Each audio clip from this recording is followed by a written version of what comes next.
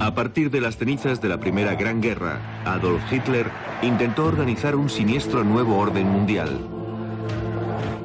que sería dirigido por una hipotética raza de superhombres arios. Para lograrlo se sirvió de un reinado de terror como jamás el mundo había conocido. Son muchos los que opinan que los nazis reanudaron la práctica del ocultismo que había permanecido latente en Europa durante miles de años. En la actualidad existen documentos que prueban que sus creencias estaban basadas en una degeneración de antiguas tradiciones paganas, una deformación de las batallas míticas entre las fuerzas del bien y del mal, y un viaje terrorífico a un mundo regido por místicos, locos y asesinos.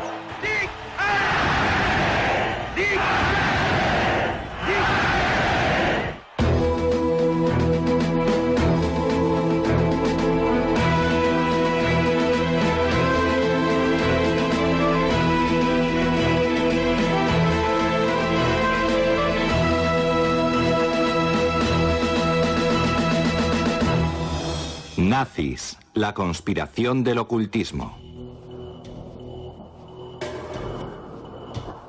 La parte tibetana del Himalaya. En los años 30 los nazis iniciaron en el techo del mundo la búsqueda de pruebas sobre la existencia de antiguos sumos sacerdotes a los que consideraban sus antepasados.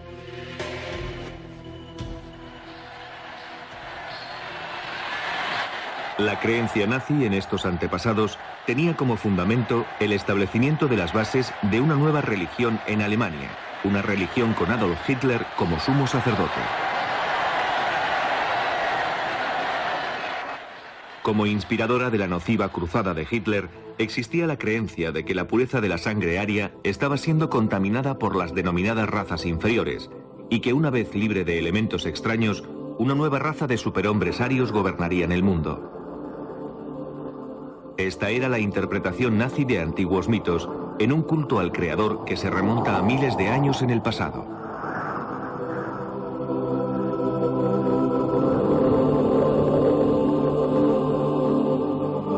Para probar su superioridad, los nazis no dejaron ningún mito o religión sin investigar y adoptaron, en efecto, cualquier doctrina que pudieran aplicarse a la causa aria.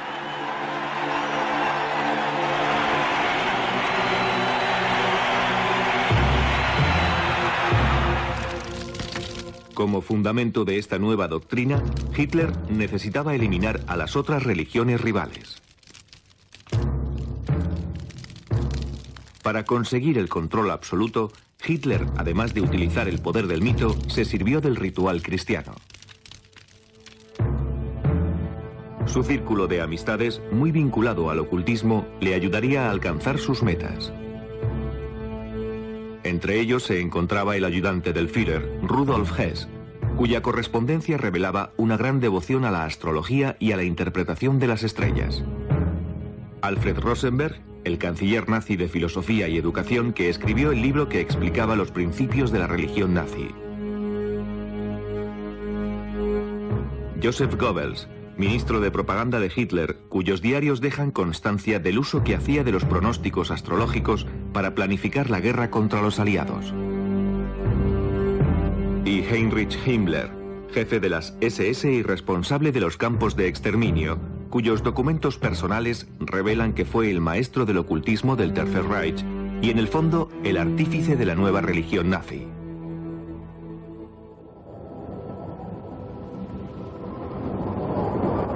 Esta nueva religión estaba basada en una misteriosa leyenda ancestral que contaba la historia de un continente situado en algún lugar del Atlántico Norte, habitado por una raza de seres superiores que habían perdido la gracia cayendo en el mal y el vicio.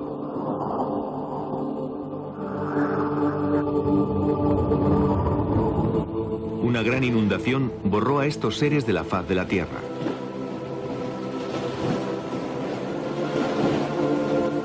Pero antes de ser destruidos por completo, algunos sacerdotes escaparon en barca, llegando al fin hasta la India y las cimas del Tíbet.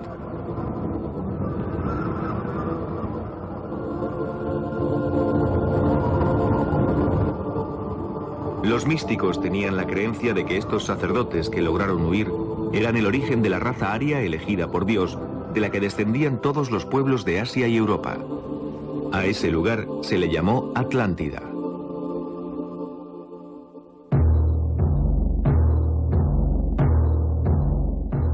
Algunos místicos germanos sostuvieron que la leyenda de la Atlántida era una historia auténtica y probaron que los arios fueron el pueblo elegido, descendiente de los seres superiores de la Atlántida, que habían perdido sus poderes al mezclarse con simples mortales. La semilla de la doctrina nazi se basa en estas teorías.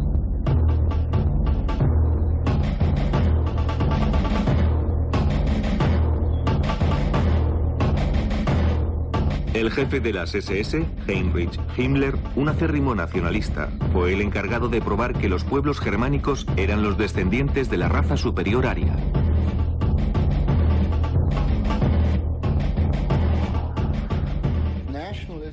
Todos los nacionalistas, en particular aquellos que creían en la superioridad de la raza aria, apoyaban la idea de una isla desaparecida de la Tierra sin dejar rastro. Una especie de utopía.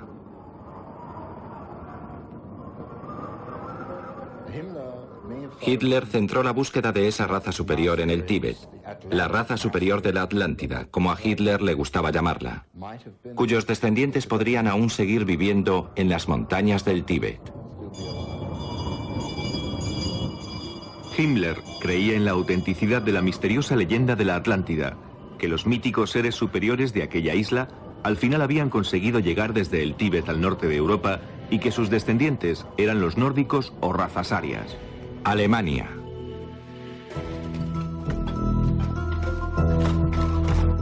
Bajo las órdenes de Himmler, el gobierno financió expediciones al Tíbet que fueron enviadas en busca de pruebas de la existencia de sus antepasados.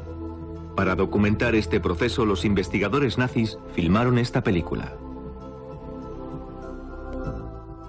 Una vez terminada la guerra, en 1946, durante un interrogatorio llevado a cabo por el ejército norteamericano, un científico de las SS que había dirigido una de las principales expediciones al Tíbet describió así su primer encuentro con Himmler. Himmler hizo alusión a su creencia de que la raza nórdica no había evolucionado, sino que había descendido directamente del cielo para asentarse en el continente desaparecido y que antiguos emigrantes de la Atlántida habían fundado una gran civilización en Asia Central.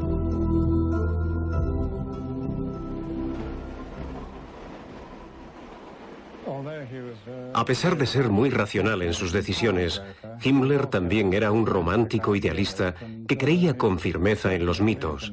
De lo contrario, nunca habría desperdiciado dinero, tiempo y energía enviando una expedición al Tíbet.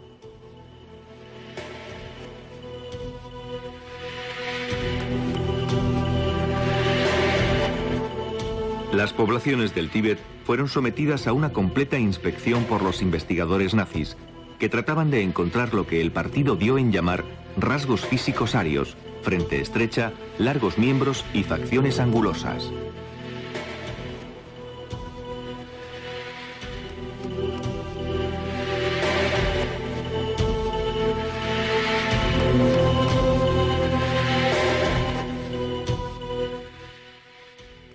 Por supuesto que esto fue en aumento hasta el estallido de la guerra. En esa época se dedicaron a realizar experimentos bastante inocentes con seres vivos. Me refiero a medir el cráneo de las personas, por ejemplo.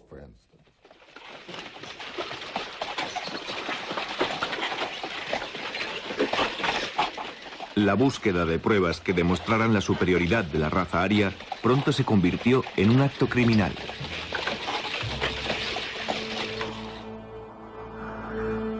Los nazis comenzaron a sacrificar personas para experimentar con sus cuerpos.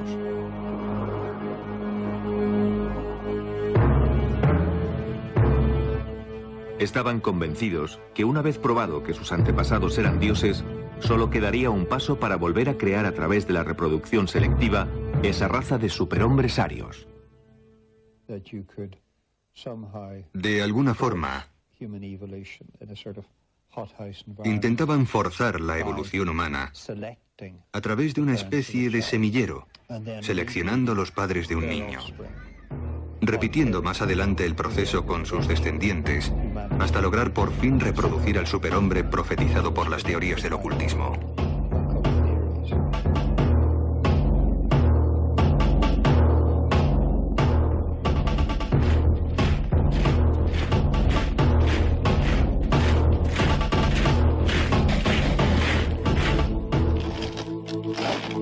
Hitler proclamó: cada 700 años la humanidad avanza un paso más.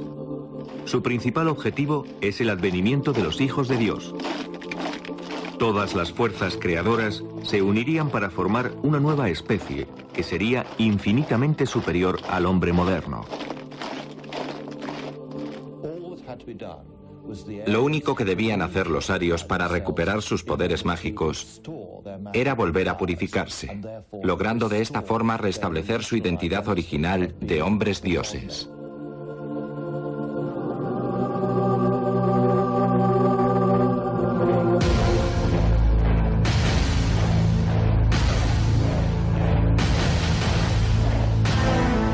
Los proveedores de crías fueron las SS. Himmler solo reclutaba a los más fuertes, a los mejor dotados y a los jóvenes que consideraba más apuestos. Altos, rubios y de ojos azules. Estos futuros guerreros debían estar bien educados y pertenecer a familias de pura raza aria. Los miembros de las SS eran por lo general guerreros bastante altos y bien dotados. Himmler había decretado que los aspirantes a las SS debían tener una altura de 1,80 m. Además de poseer la altura requerida, debían ser de pura raza. Estos oficiales tenían que demostrar que desde 1750 no había existido mezcla alguna que dañara la pureza de su ascendencia germánica.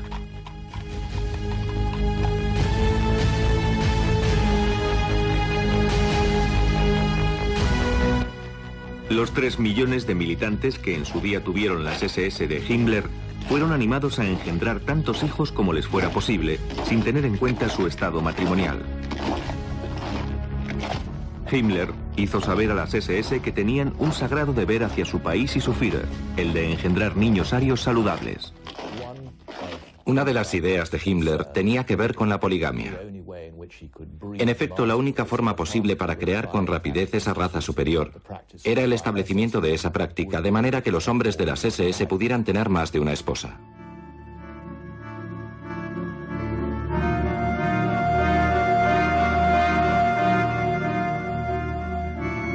En 1935, Himmler creó el programa de las SS Lebensborn, que significa fuente de vida. Este programa fue diseñado para facilitar el nacimiento, albergue y crianza de tantos niños de pura raza aria como fuera posible. El programa de Himmler fue documentado con imágenes reales que mostraban a los recién nacidos del programa de Lebensborn.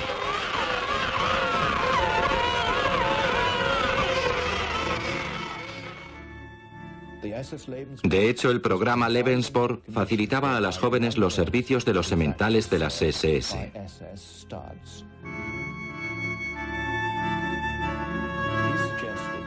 Himmler aconsejaba no renunciar a los placeres de la maternidad a las jóvenes arias alemanas que no eran capaces de encontrar novio o marido.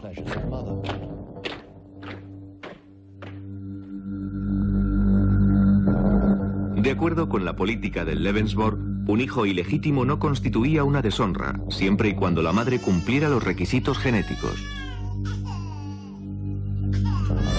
Se creía que la única función de las mujeres consistía en engendrar niños, cuyos descendientes, según el partido nazi, se convertirían en dioses. Se calcula que 11.000 niños Lebensborn nacieron entre 1935 y 1945. La mayoría de estos niños nunca conocieron a sus padres.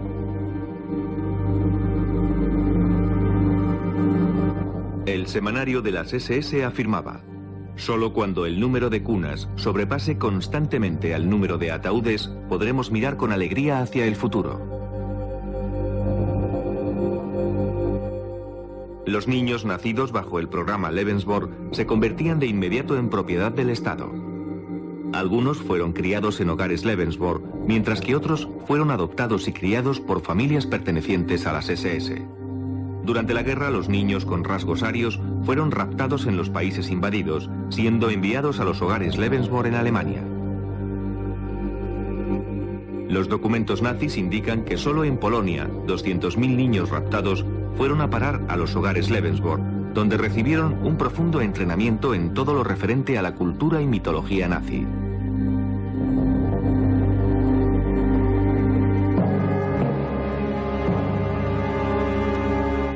Mucho antes de la llegada de Hitler al poder, esas ideas fueron creciendo en un escenario ya de por sí racista. A principios del siglo XX existían muchas organizaciones en Alemania y Austria que combinaban la ideología racista con la práctica del ocultismo. Pero solo fue al finalizar la Primera Guerra Mundial cuando estas ideas se hicieron populares.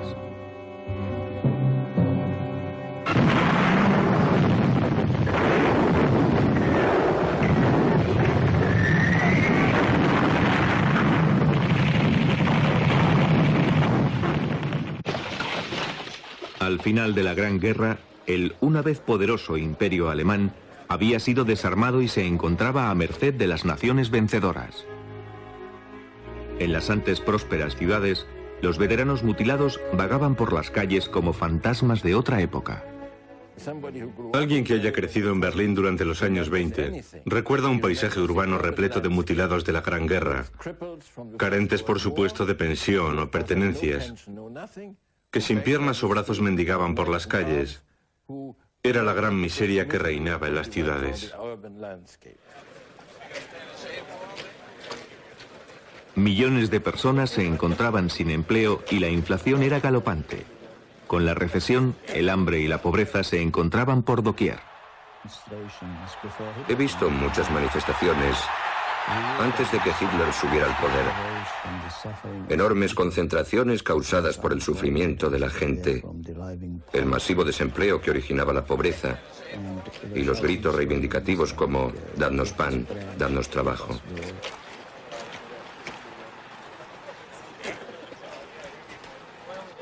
La gente buscaba un chivo expiatorio.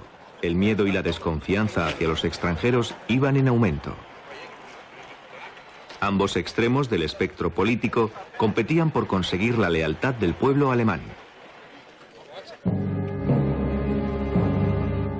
Después de servir con honores en la Primera Guerra Mundial, Hitler fue destinado a Múnich. Allí su trabajo en el ejército consistía en infiltrarse en las organizaciones de izquierdas. Una misión cambió el curso de su vida.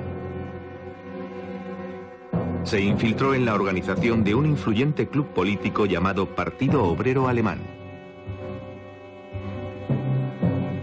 Pero lejos de ser la organización comunista que su nombre daba a entender, el partido resultó pertenecer a la extrema derecha. Hitler, atraído por lo que allí se decía, se unió a ellos y al final se convirtió en líder de la organización. En uno de los primeros mítines donde Hitler habló, se encontraba un desilusionado veterano de guerra llamado Rudolf Hess. Cuando regresaba de uno de aquellos mítines, recobrado ya su ánimo, Rudolf Hess vio que Alemania podía volver a su antiguo esplendor y que él era la persona destinada a conseguirlo. Hess estaba convencido de que el ardiente orador que había tomado la palabra no era otro que el tan esperado Mesías profetizado en los círculos de ocultismo alemanes. Junto al filósofo racista Alfred Rosenberg, Hess fue seguidor de uno de los grupos más importantes, la Sociedad Full, que buscaba de forma activa un Mesías germánico y que estaba dedicada al resurgimiento de la llamada Suprema Raza Aria. Sus miembros practicaban la astrología. Algunos rendían culto a un espíritu maligno al que llamaban científico, en la creencia que esto les ayudaría a alcanzar su meta. Su emblema era una daga colocada sobre una cruz gamada curva. Entre sus miembros se encontraban algunos de los hombres más ricos y poderosos de Múnich. La Sociedad Thule financiaba al Partido Obrero Alemán de Hitler.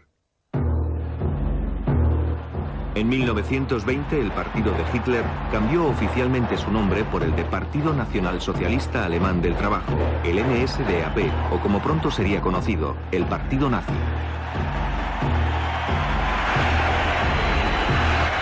Con Hitler como líder, el partido nazi creció con rapidez, atrayendo a la gente con un delirante mensaje de miedo y vehemente oratoria. Él representaba al carismático y poderoso líder que todos esperaban desde la guerra. Como muchos alemanes y austríacos de la época, Hitler vivió en un entorno que por sí mismo ya era hostil al judaísmo. No era difícil encontrar esas ideas en publicaciones populares tales como Ostara, una revista de ocultismo declaradamente racista escrita por un renegado, además de monje retirado y místico llamado Lanz von Liebenfels. La revista Ostara sería un buen ejemplo para entender cómo Hitler pudo haber adquirido su racismo y antisemitismo, ya que incluso acudió a la editorial Lancet para obtener los números atrasados. De gran popularidad en la época, la publicación predicaba que los nórdicos, o razas arias, tenían mucho que temer de la gente cuya piel era más oscura que la suya, y señalaban a los judíos como los más peligrosos. Ostara afirmaba que los judíos estaban impidiendo a los arios ocupar su legítimo lugar como soberanos del mundo. Una lucha eterna que se remonta a tiempos bíblicos. Los titulares rezaban: ¿es usted rubio? Entonces está en peligro. Por lo tanto debería leer Ostara, una publicación para rubios y un movimiento para los derechos del hombre. La publicación daba una idea de lo que llegaría a ser el mundo nazi. Hablaba de la selección racial, del programa Lebensborn e incluso de los campos de exterminio.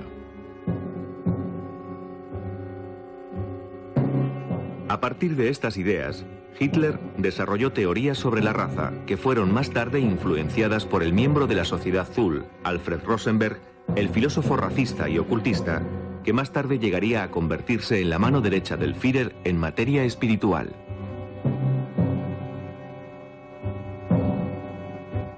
En su libro El mito del siglo XX, Rosenberg reinventa la historia germana y explica las bases del nuevo credo nazi, la religión de la sangre.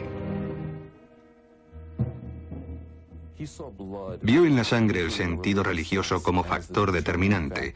En otras palabras, una iglesia debía ser una iglesia basada en la sangre y no en la fe o en las creencias. Las razas nórdicas estaban unidas por la sangre, así que para Rosenberg, la sangre, la estirpe y la identidad racial constituían las claves de esta nueva ideología.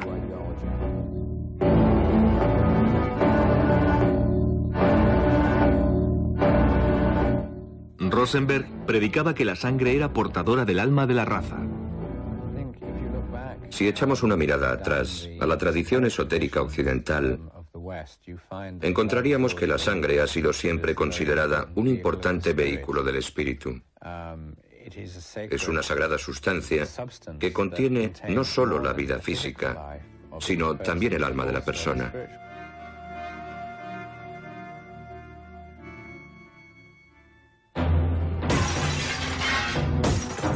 La mitología nórdica reemplazó a la Biblia cristiana como fundamento de la nueva religión nazi.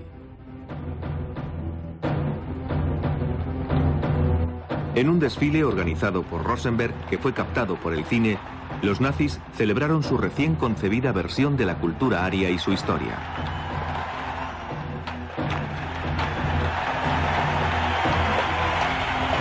Rosenberg escribió: «Hoy nace una nueva religión, el mito de la raza. La creencia de que la esencia divina debe ser defendida a través de la sangre». Hitler llevó aún más lejos la idea de Rosenberg cuando escribió: «Las antiguas creencias volverán a resurgir para ser respetadas de nuevo. El total conocimiento de la naturaleza secreta del bien y del mal eliminará el barniz del cristianismo y traerá una religión propia de nuestra raza».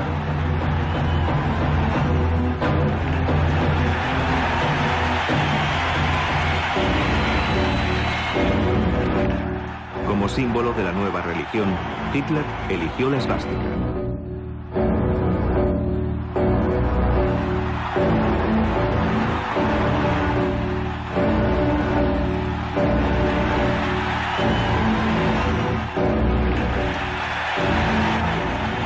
A través de la historia podemos encontrar la esvástica bajo diferentes culturas a lo ancho y largo de todo el mundo.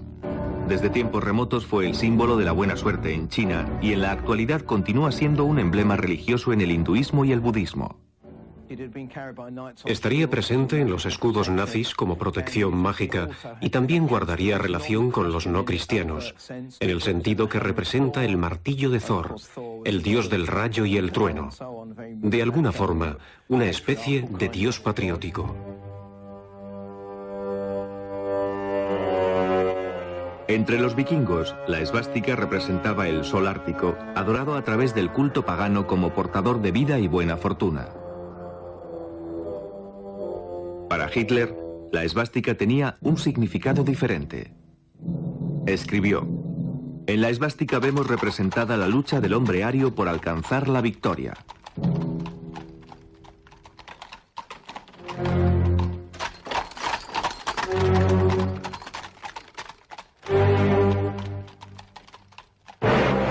En las óperas de Richard Wagner, Hitler vio una y otra vez la victoria.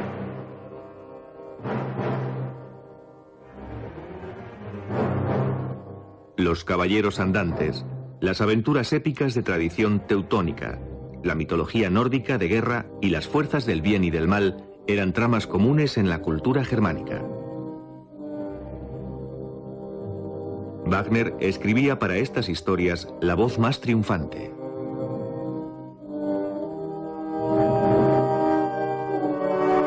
Adolf Hitler apenas tenía 12 años cuando asistió a la primera ópera de Wagner. De adulto se convirtió en un obsesivo admirador del compositor.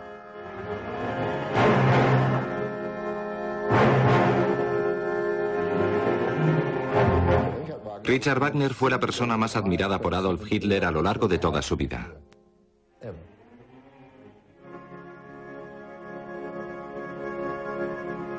El genio que Wagner poseía para todo lo solemne se convirtió en fuente de inspiración para los grandiosos mítines que Hitler pronto organizaría, y donde era a menudo interpretada la música de Wagner.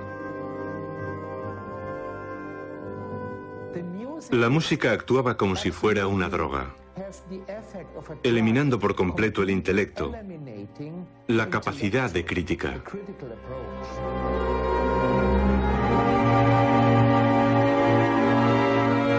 Parsifal, la ópera de Wagner en la que se ensalza el poder de la pureza racial, fue fuente de inspiración para Hitler.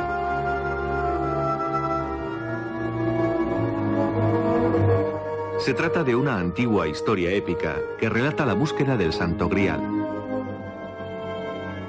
De acuerdo con la leyenda, el Santo Grial era una copa mística que contenía sangre sagrada y concedía poder ilimitado a quien bebiera en él.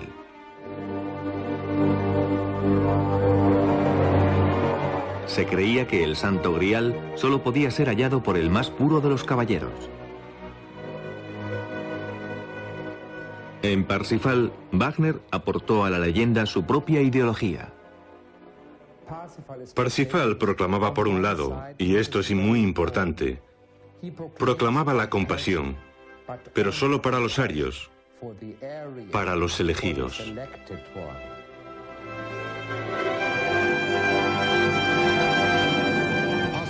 Parsifal era un símbolo clave en la imaginación de Hitler. A menudo hablaba de restablecer la religión de Parsifal.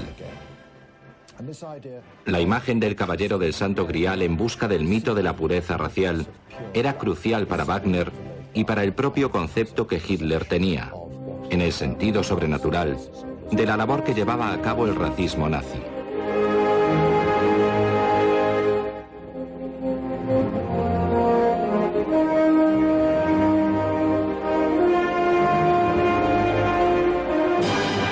En 1938, Hitler encargó su propio retrato ataviado de caballero.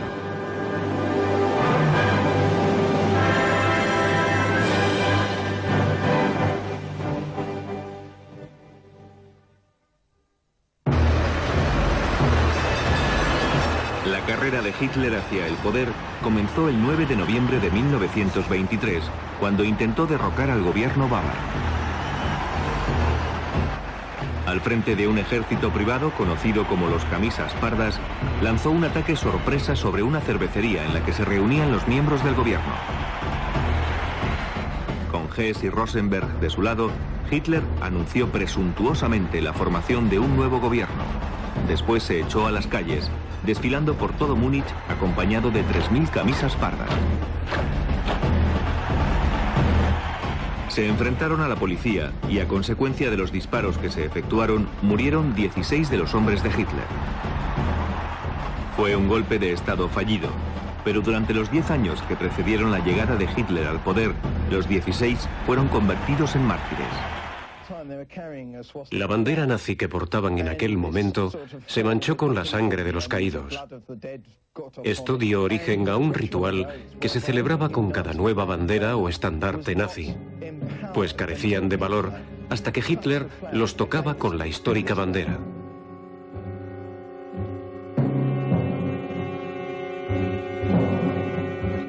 La sangre nazi alcanzaba el simbólico poder sagrado, santificada de modo ritual en una ceremonia denominada la consagración de la bandera teñida en sangre. De esa forma, esa especie de poder mágico atribuido a la sangre de los caídos era así transmitido a cada bandera nazi.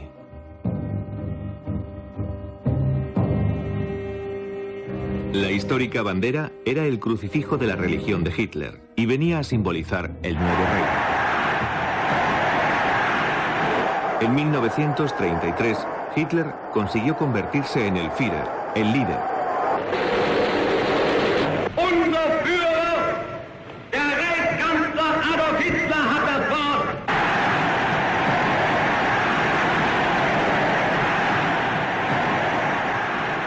Un título que llevaría la connotación religiosa de el ungido o incluso el Mesías.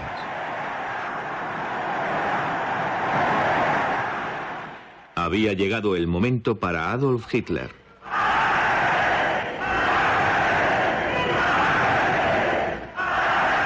Die Partei ist Hitler. Hitler es el partido. Hitler es Alemania. Y Alemania es Hitler.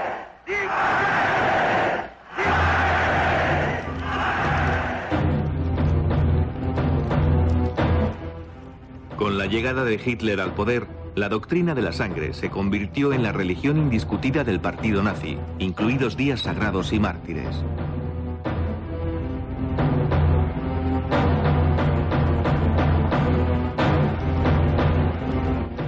Goebbels, el ministro de propaganda nazi, organizó un ritual en honor de los 16 héroes nazis que dieron su vida por el Reich, los resucitaron y después alcanzaron la vida eterna.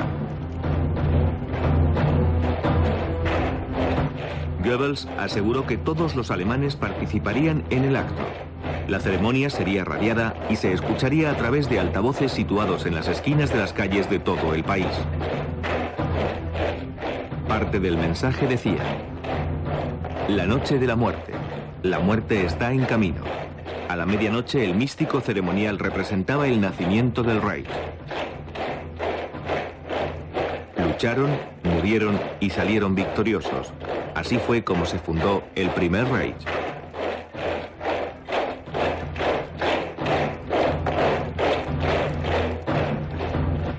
Según Hitler, la sangre de los mártires era el agua bendita del Tercer Reich.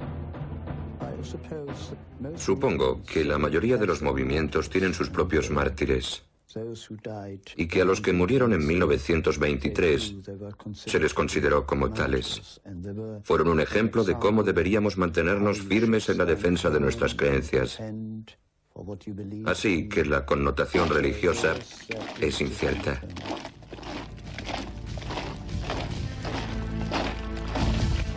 Los primeros mártires del Reich llegaron a ser conocidos como los 16 inmortales.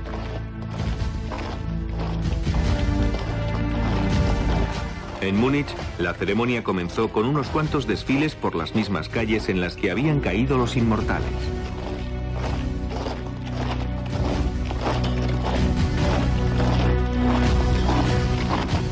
cabeza del desfile portaban la bandera teñida de sangre.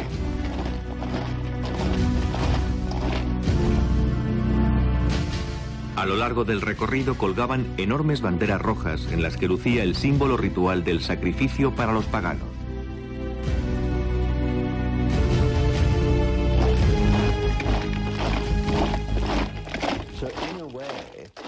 Así que, en cierta forma, podemos ver que se trata de una imitación de la procesión de Semana Santa en Jerusalén,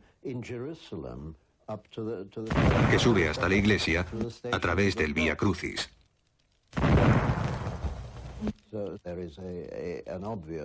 Es una copia evidente de los rituales cristianos.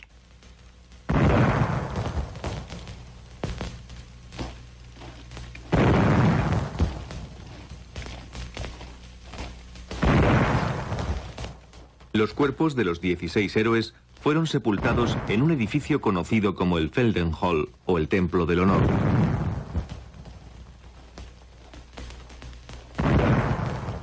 El cual se convertiría en un santuario nazi. Durante esta ceremonia anual, los nombres de los 16 eran pronunciados en voz alta. A la llamada respondían voces anónimas, como si el espíritu de los muertos desfilara junto a los vivos. Tendría 16 o 17 años cuando mi padre me llevó al Feldenhalle en Múnich. Allí se alineaban los ataúdes, escoltados por guardias con cascos de acero que presentaban armas. Me puse algo nervioso al ver tantos ataúdes. Al mencionar sus nombres, una voz respondía: «Presente». Y de nuevo otro nombre.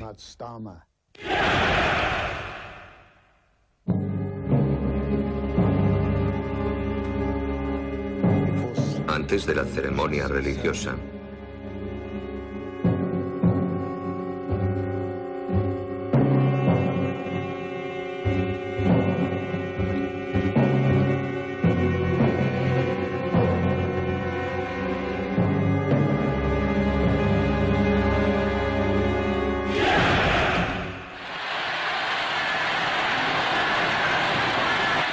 Con el ritual de su nueva religión ya establecido, Hitler dio el siguiente paso en la ejecución de su proyecto.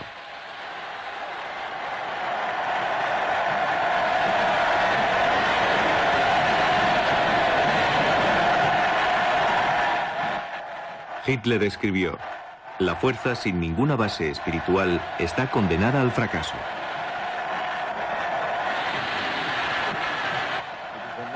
Es este un nacionalismo en el que todo está definido. Tu estilo de vida, tu fuente de ingresos, todo. Podríamos decir que su regla principal es la de estar dispuesto a dar tu vida por la patria. La enseñanza del credo nazi con Hitler como Dios comenzaba en la infancia y continuaba hasta la edad adulta.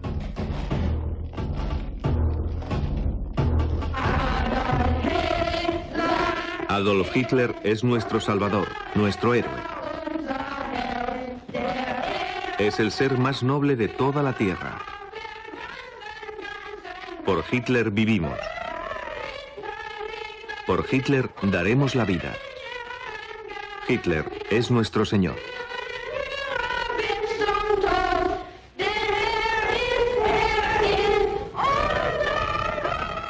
En 1933, el partido controlaba todas las organizaciones juveniles de Alemania.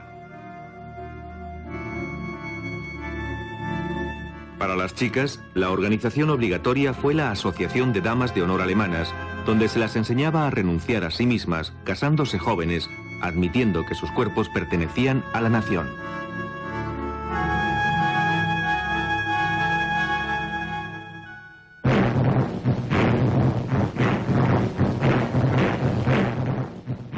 A los 10 años, los chicos se convertían en miembros de la Organización de Jóvenes Alemanes.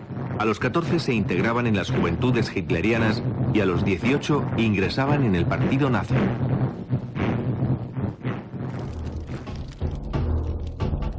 En cada etapa se les enseñaba el credo nazi del ritual sagrado de la sangre, la superioridad racial y la total fidelidad a Hitler, llevada incluso hasta la muerte. Pertenecí a las juventudes hitlerianas hasta que cumplí los 18. Nos enseñaron, y yo creía en ello, que era importante luchar por nuestro país y, si fuera necesario, dar la vida por él.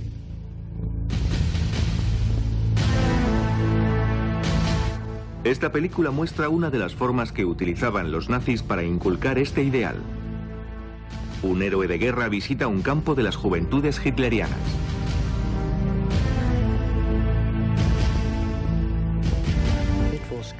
Era estupendo que te dijeran que pertenecías a una raza superior, a la más importante nación de la Tierra.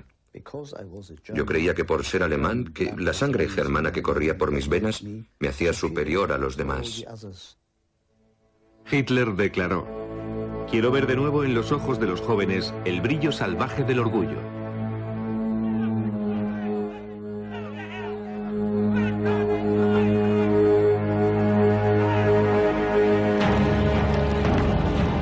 Las juventudes hitlerianas coreaban la canción de la muerte. Se nos entrenó para hacer frente a los avatares de la guerra. Nuestro derecho era morir como héroes. En otras palabras, se nos decía que un joven de 17 años debía considerar que podían reclamarle ese sacrificio y que debía estar dispuesto a dar su vida por el Führer y la patria. No eras nada. Lo único que importaba era el país y la raza. A los 18 años, los cadetes se entregaban al Führer al pronunciar el juramento sagrado. Juro. Todos teníamos que repetir el juramento con el brazo en alto y la mano extendida. Servir al Führer, al pueblo y a la patria. Servir al Führer, al pueblo y a la patria, haciendo retumbar el lugar. Hasta la última gota de nuestra sangre. Hasta la última gota de nuestra sangre.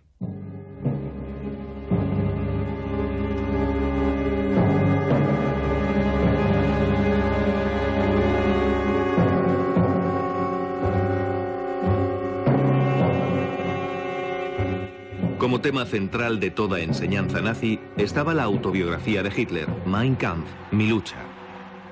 En ella define la filosofía de su proyecto para 100 años de régimen nazi. Mein Kampf se convirtió en la Biblia nazi. Creía que era el libro más importante que jamás se había escrito. La Biblia no era nada comparado con él. Aún hoy soy capaz de citar sus palabras, y eso que lo leí hace más de 60 años. Junto con Mein Kampf, los principios de la religión de la sangre comenzaron a establecer las bases de la política nazi. Se promulgaron leyes de esterilización obligatoria. Incluso los arios eran investigados para detectar enfermedades hereditarias. Las dolencias, que iban desde la tuberculosis y la epilepsia hasta el alcoholismo y la depresión, eran motivo de esterilización automática.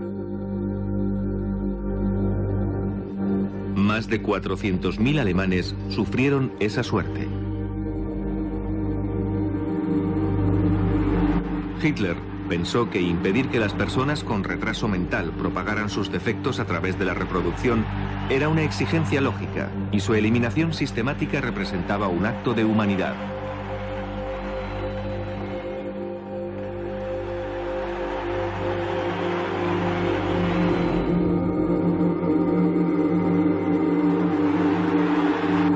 Los niños con problemas de salud eran registrados al nacer. Si sus problemas persistían, los médicos nazis les administraban en secreto una inyección letal, comunicando a sus padres que habían fallecido por causas naturales. Se estableció un programa de eutanasia para las personas con minusvalías físicas o mentales. Las películas de propaganda lo presentaban como un acto piadoso, destinado a liberar a las almas del sufrimiento del cuerpo.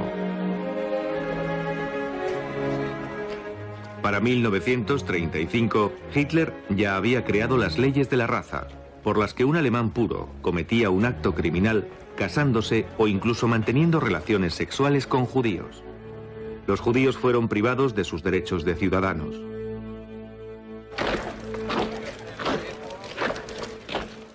Pero lo peor estaba por llegar. La purificación de la sangre aria apenas representaba una parte de los diabólicos planes de Hitler. La finalidad era despejar el camino para llegar a la última etapa de la evolución humana y garantizar la llegada del milenio ario. Los nazis tenían la sensación de que aún quedaba un obstáculo: la existencia de los no arios, precisamente. Comienzas esterilizándolos. Entonces te das cuenta de que el proceso es demasiado lento y acabas por asesinarlos en las cámaras de gas. Algo rápido, eficaz y barato.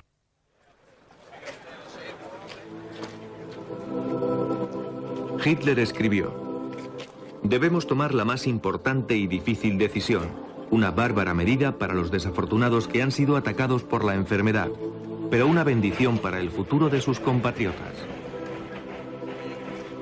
Conseguir en este siglo eliminar el dolor puede y debe librarnos de milenios de sufrimiento.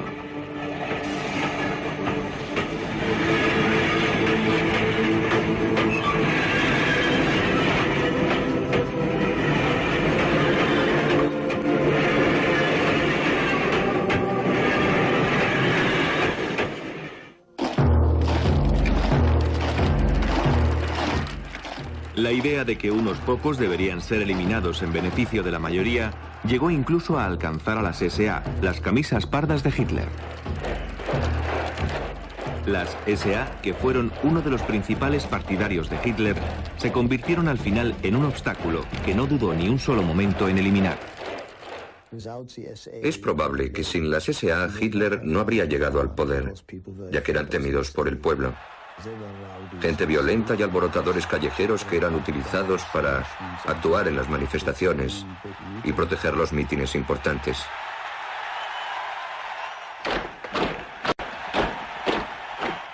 La clase media y el ejército llegaron a temer a los camisas pardas. Las SS eran una organización más aceptable para el ejército. Como ellos, sus miembros pertenecían a la clase alta alemana. La mayoría de los miembros de las SS eran profesionales, doctores, abogados, etc. Mientras que en las SA militaba la clase obrera.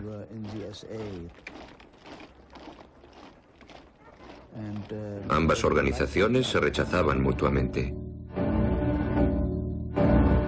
Los militares ofrecieron su apoyo total a Hitler si éste eliminaba a las SA.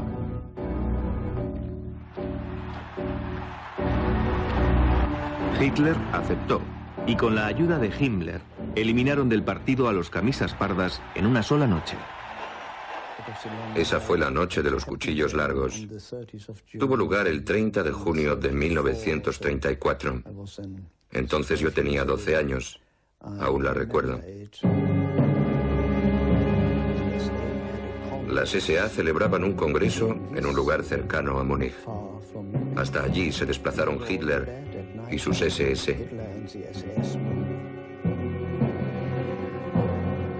Los cabecillas de las SA fueron rodeados y ejecutados con tal rapidez y rudeza que muchos murieron sin entender lo que sucedía. Se dijo que al caer, algunos seguían gritando Heil Hitler. Después de la purga de las SA, Himmler transformó a las SS en una organización militar de élite. Con el tiempo se hicieron cargo de la administración de los campos de concentración, donde los judíos y otros enemigos del Estado eran ejecutados. Pero la visión que Himmler tenía de las SS aún no estaba completa. Proyectaba convertir a esa organización en la nueva aristocracia alemana, los nuevos superhombres profetizados por Hitler en la doctrina de la sangre. La idea que Himmler tenía de las SS no era otra que la de crear una nueva reserva de sangre de élite para la sociedad nazi en Alemania.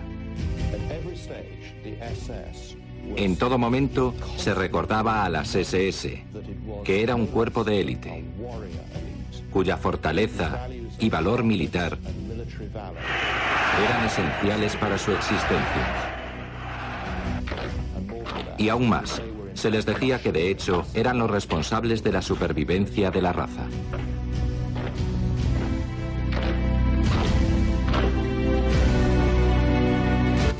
Himmler nació católico, pero en la época en que conoció a Hitler ya era un convencido ocultista. Después de tanto tiempo, nos resulta difícil comprender cómo un hombre, creyendo en Dios, se une de repente en Alemania a un maestro a un exterminador. Pero en realidad ambas cosas guardan relación, por supuesto. Lo que intentaba hacer era extirpar las fuerzas que, según él, habían corrompido a Alemania y así recuperar la pureza de sangre de los antepasados. Himmler trajo un abanico de singulares influencias al diseño de las SS, incluido el hinduismo.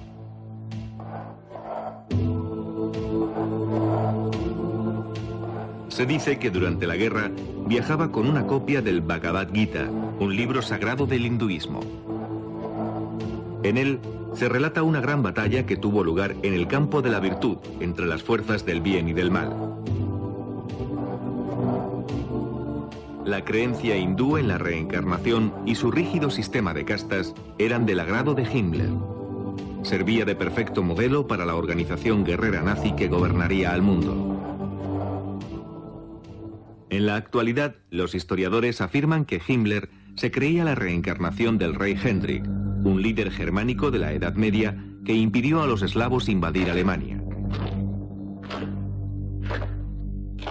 Mientras los nazis se preparaban para invadir el este de Europa, Himmler creía que había llegado el momento de realizar su destino cósmico, que las SS habían regresado a la patria para llevar a cabo una simbólica cruzada.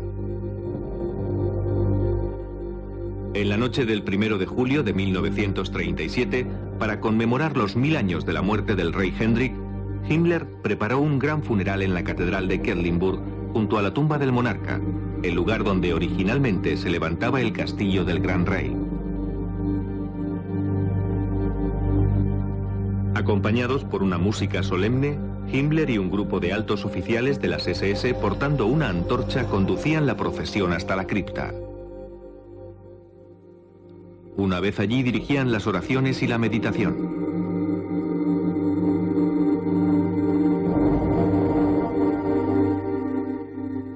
Los restos del monarca fueron colocados en un nuevo sepulcro, mientras Himmler depositaba una corona de hojas, una antigua tradición de origen pagano. Himmler elogiaba al hombre que creía haber sido en el pasado. Mientras sellaba en el sarcófago, juró completar la misión del rey, conquistando las tierras al este de Alemania.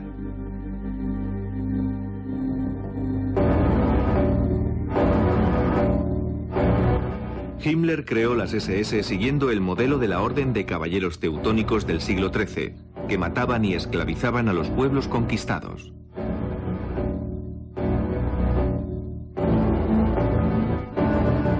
El paralelismo con las prácticas de la Alemania nazi era evidente.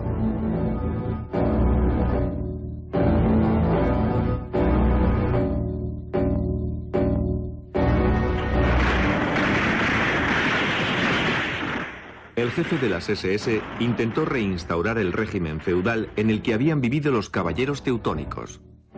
A medida que nuevas tierras eran conquistadas, cada oficial de las SS tomaba posesión de una propiedad feudal. La gente del lugar podía ser asesinada o enviada a trabajos forzosos.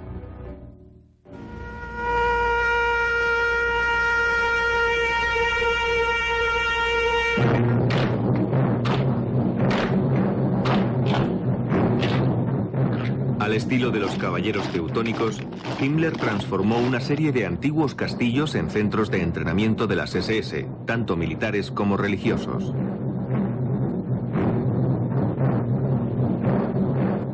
Aquí, los reclutas eran iniciados en los métodos de los llamados sacerdotes guerreros.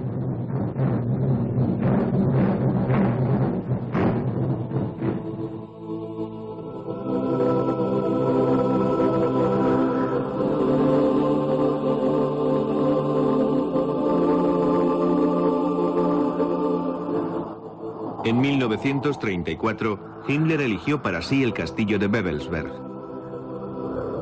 que se convirtió en lugar sagrado para lo más selecto de la élite de las SS.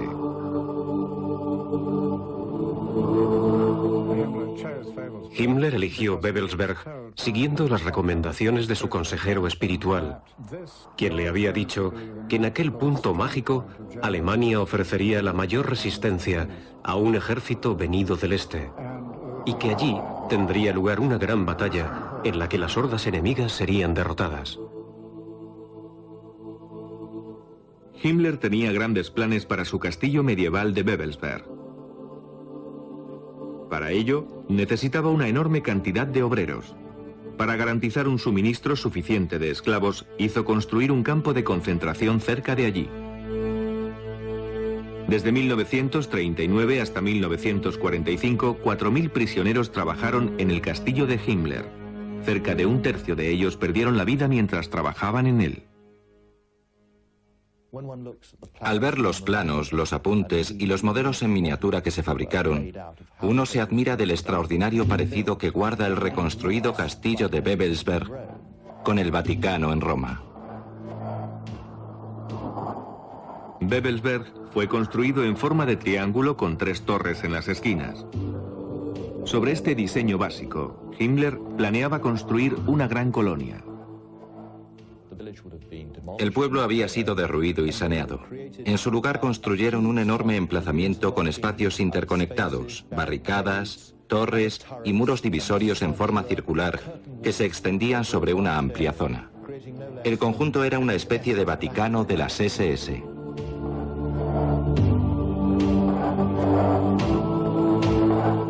Fue en la Gran Torre Norte donde se concentrarían los planes de Himmler para hacer de Babelsberg un centro mágico de las SS.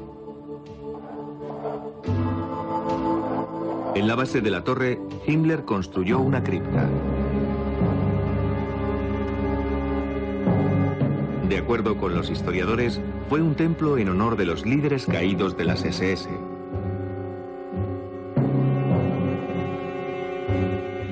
La curvatura del techo creaba una especial acústica y en el centro de la sala ardía una especie de llama sagrada.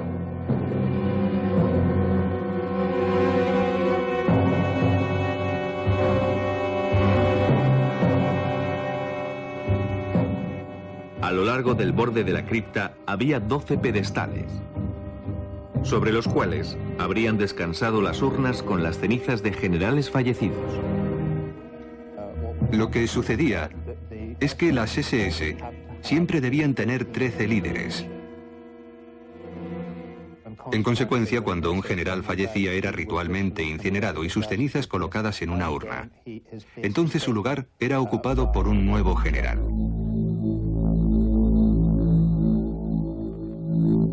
En la leyenda, el rey Arturo reunió a los 12 mejores caballeros en una gran sala. En la versión de Himmler, se creó la sala de los líderes supremos de las SS, situada en una sala sobre la cripta. En ella podía reunirse con los 12 altos oficiales de las SS.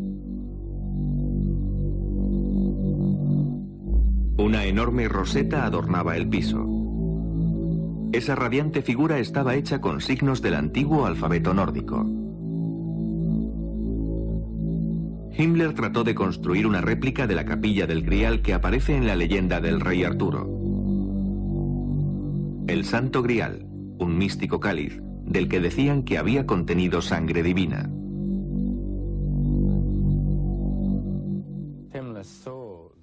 Himmler vio al Grial como un objeto pleno de esoterismo o poderes ocultos y creía que la posesión de ese objeto les permitiría ganar con facilidad la guerra. Para Himmler, la sangre divina del Santo Grial no era otra cosa que pura sangre aria, y creía que poseía poderes mágicos. Su consejero más cercano sobre el Grial fue el arqueólogo Otto Rahn. Obsesionado a su vez con la leyenda del Grial, Rahn creía que había sido escondido en las cuevas del sur de Francia. Himmler se sintió atraído por los conocimientos de Rand sobre el ocultismo y su larga búsqueda del Grial. Una vez en el círculo íntimo de Himmler en Babelsberg, Rand continuó la búsqueda del Santo Grial, pero ahora como caballero del partido nazi. Himmler financió en persona las expediciones de Rand, algunas de las cuales se centraron en una región próxima a Montsegur en el sur de Francia. En aquel lugar estuvo situada la gran fortaleza de los cátaros, la herética secta acusada de prácticas satánicas que fue expulsada de la Iglesia en el siglo XIII. Allí existía y aún existe una arraigada creencia que decía que los cátaros eran poseedores del secreto del Santo Grial y que justo antes de la caída del Consejo de Montsegur, 3 caballeros de la Orden de los Cátaros escaparon por la muralla, llevando consigo algo de gran valor. Con el tiempo, la leyenda afirmó que fue el Grial, o su secreto, lo que fue escondido en un laberinto de cuevas. Las expediciones de Rand también tuvieron lugar en Alemania. Una carta registrada que Rand envió al cuartel general de las SS parecía indicar que el explorador creía estar próximo a realizar el largo sueño de su vida. Para que mi trabajo tenga éxito, debo inspeccionar en persona el lugar. En primer lugar, debo ir a las ruinas de Wildenberg, el castillo alemán del Santo Grial. En este momento se llevan a cabo las excavaciones. Heil Hitler.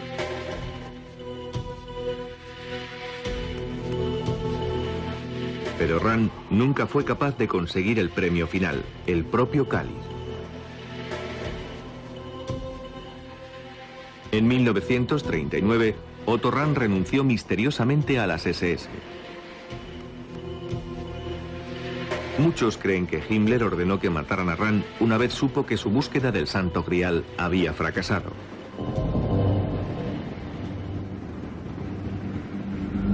Dos meses más tarde fue encontrado muerto en los Alpes austríacos. La causa de su muerte sigue siendo desconocida.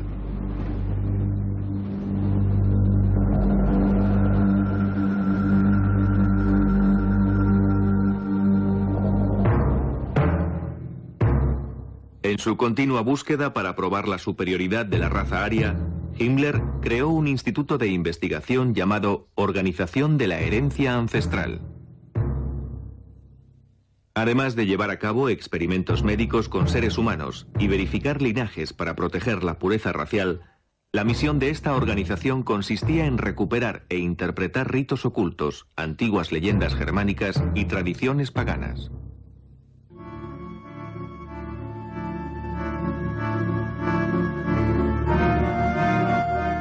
Esta película nazi muestra uno de esos rituales. Unas jóvenes danzan alrededor del símbolo nórdico de la guerra y el orden divino. Para controlar todo el conocimiento sobre las ciencias ocultas, Himmler confiscó las librerías y los artefactos de todas las sociedades de ocultismo que no estaban asociadas con él, incluidas las sociedades secretas, tales como la masonería, que los nazis tachaban de organización secreta creada por los judíos para conspirar contra el pueblo alemán.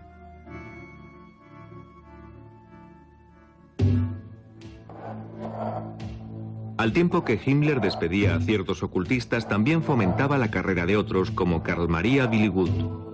En él, Himmler creía haber encontrado la clave para popularizar en la moderna Alemania las antiguas tradiciones paganas. El místico se convirtió en un alto oficial de las SS y en una de las más preciadas posesiones de Himmler. Lo más interesante de Billigud es que era auténtico. Tal vez el mejor ejemplo de ocultista al servicio del jefe de las SS, Heinrich Himmler. Billigud creía ser un descendiente directo de Thor, el dios vikingo. Copias de sus escritos hallados en los archivos personales de Himmler revelan que Billigud creía poseer poderes extrasensoriales.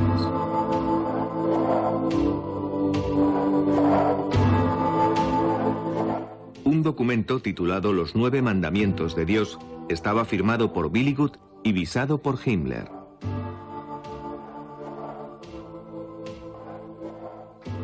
escrito en alemán moderno y en alfabeto rúnico, daba a entender que Willigut creía estar utilizando sus poderes para recuperar antiguas ceremonias y rituales del pasado pagano de Alemania. De acuerdo con una leyenda nórdica, el alfabeto rúnico utilizado por Willigut fue entregado a los hombres por Odín, el dios supremo de la mitología vikinga.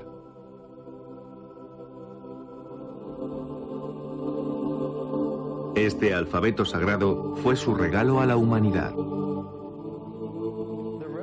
Tal vez las runas provenían de la mezcla de antiguos símbolos grabados en la piedra en tiempos inmemoriales. Estos alfabetos en realidad tenían un significado. Cada letra expresaba una idea.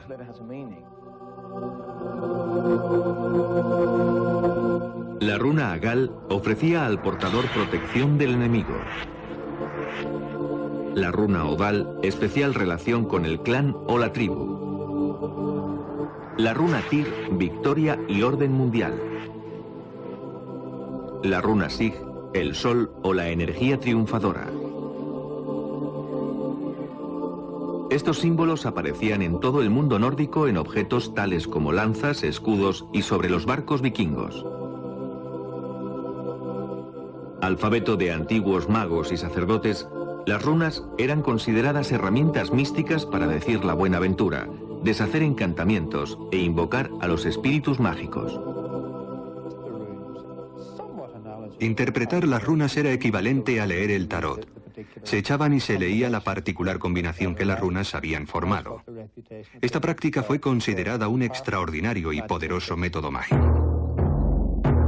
Como guerreros de élite germanos, a los miembros de las SS se les enseñó a interpretar las runas. Una fotografía que se salvó de la guerra muestra a un oficial de las SS en una pizarra enseñando las runas a una clase de reclutas. Muchas organizaciones del Tercer Reich tenían sus propias runas. Por supuesto también las SS, que utilizaban la doble runa Sig, tal vez la más conocida. Esas misteriosas figuras lucieron en las sombreras y en el casco de los uniformes de las SS. Las juventudes hitlerianas utilizaban una sola runa, Sig. Estos antiguos símbolos místicos estaban presentes por doquier.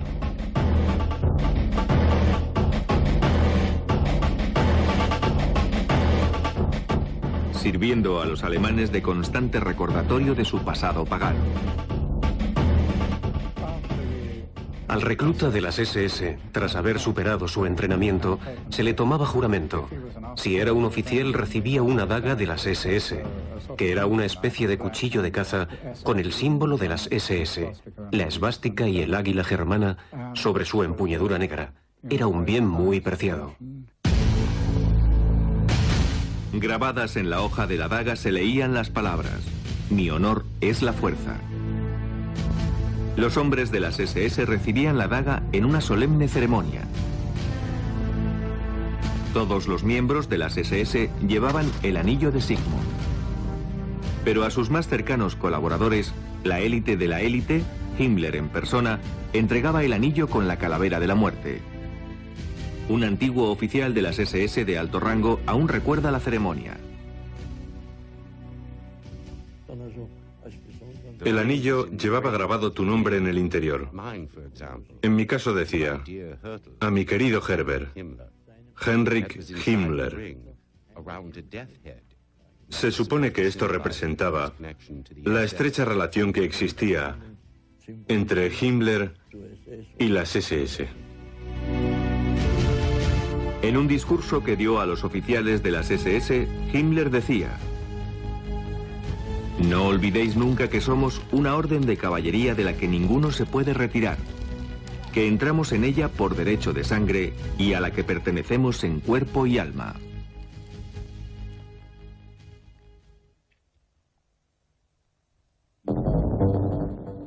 Siguiendo las antiguas tradiciones paganas germánicas con las influencias propias de su educación católica, Himmler invadió las ceremonias familiares de las SS desde el nacimiento.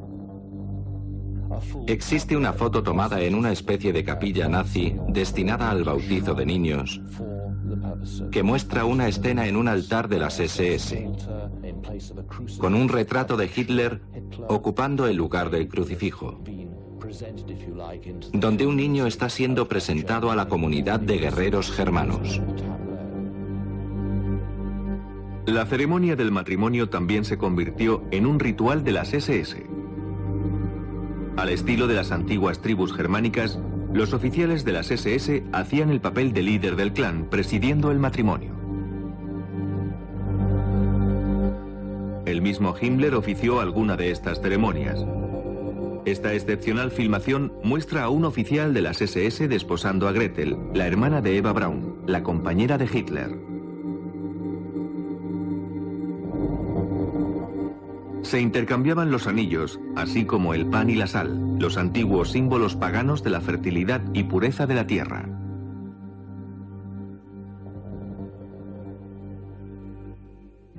Estas ceremonias rituales tenían lugar para implicar a la comunidad pagana a la que pertenecía cada miembro de las SS y su pareja. El año nazi estaba marcado de fiestas extraídas del antiguo calendario germánico. El Festival de Mayo, que al inicio celebraba la fertilidad, fue transformado en una exaltación al nacionalismo y al poder militar. Hitler dijo: "Y en este día 1 de mayo, por todo el país se celebra la resurrección del pueblo alemán, fruto de su eterna lucha interior".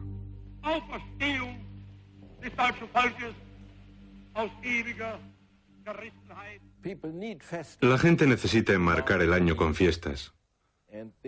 Así que trataron de sustituir las celebraciones paganas por las cristianas.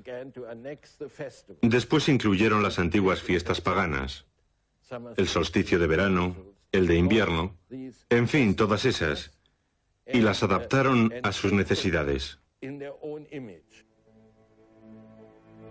Los nazis comenzaron incluso a restaurar antiguos templos paganos, como Stenstein, que estuvo dedicado al dios del sol.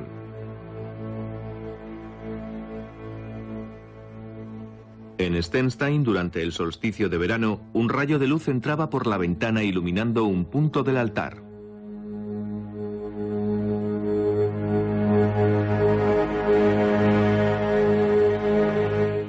Aunque Stenstein fue un lugar sagrado para las tribus germánicas, estaba lejos de ser considerado uno de los extraordinarios templos dedicados a observar el movimiento del sol. Sin embargo, Himmler estaba convencido que era una prueba de la superior inteligencia de los antiguos sacerdotes germánicos. En la Alemania nazi, la celebración del solsticio de verano se convirtió en rito de moda.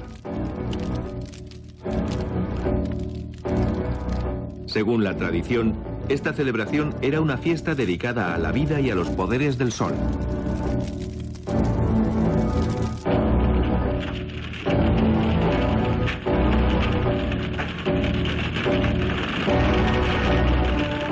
Espectaculares escenificaciones perfectamente orquestadas se acompañaban de discursos que predicaban el sacrificio y el heroísmo. En esta particular ceremonia, el ministro de propaganda Goebbels pronunciaba el discurso.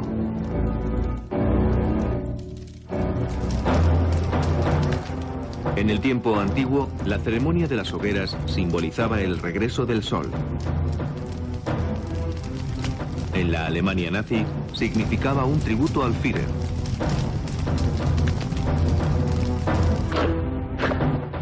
En la más importante de esas ceremonias, las tropas portando antorchas creaban formas simbólicas en la noche.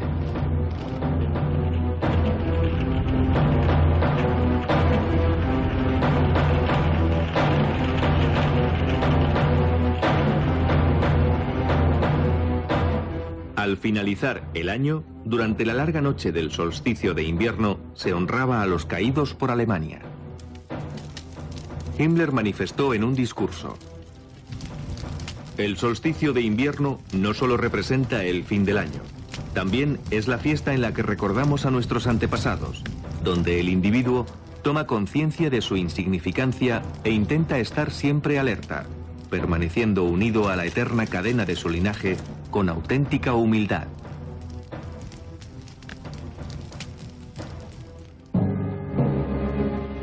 El calendario de fiestas culminaba con la gran manifestación de Nuremberg.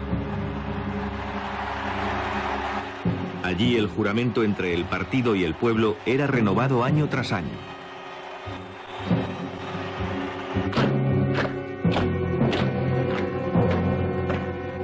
Decenas de miles de nazis uniformados unían allí sus fuerzas.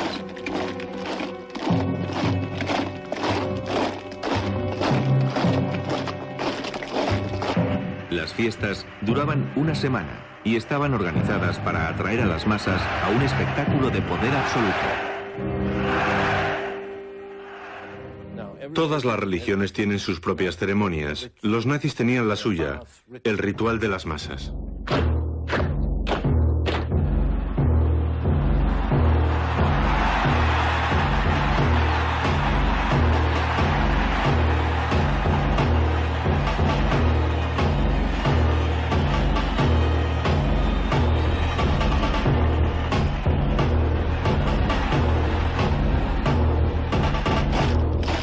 ¿Y qué ofrecían a la gente estas manifestaciones masivas? Cuando el comerciante abandonaba su solitaria tienda y se unía a la masa enardecida, entonces se sentía alguien, y eso le hacía feliz. Junto a los otros era feliz, se había liberado de su soledad. Era maravilloso asistir a una concentración con todos aquellos uniformes. Existía una electrizante atmósfera mucho antes del comienzo. Se escuchaban los cánticos y de repente anunciaron la llegada del Führer. Entonces le vimos caminar hasta el escenario y solo se oían los gritos de Heil, Heil, Heil.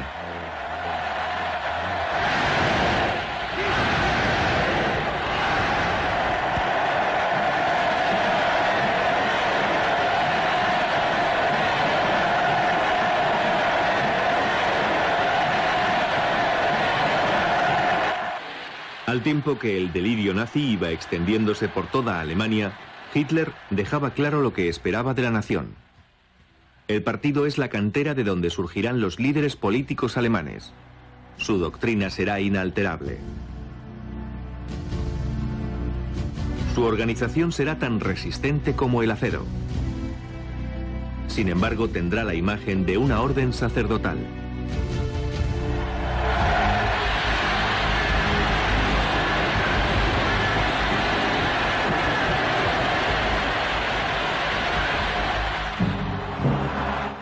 Las manifestaciones masivas nazis estaban orquestadas a la perfección para crear un ambiente emocional irresistible que recordara el fervor religioso.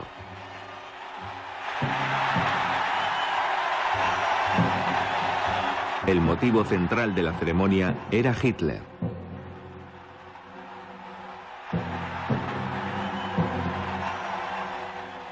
Todo había sido preparado para hacer que Hitler pareciera una divinidad.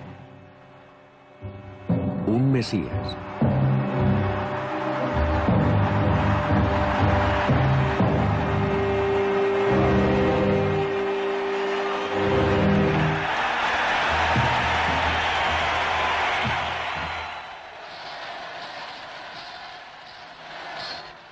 Habiéndose ganado el indiscutible favor del pueblo, Hitler estaba ahora preparado para dominar el mundo.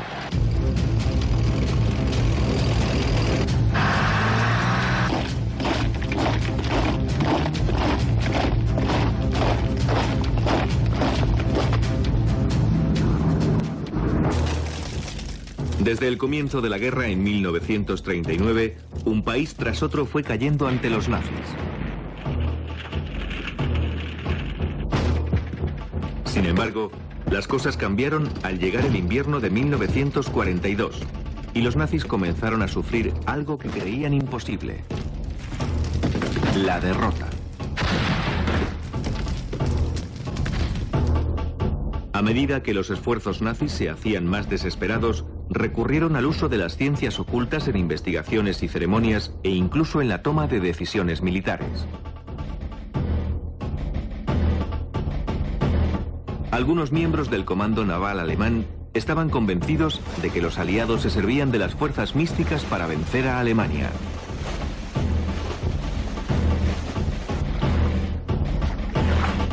Creían que el éxito de los británicos en localizar y destruir los submarinos alemanes se debía al uso de las ciencias ocultas y que la mejor manera de combatirlo era utilizando el ocultismo como arma.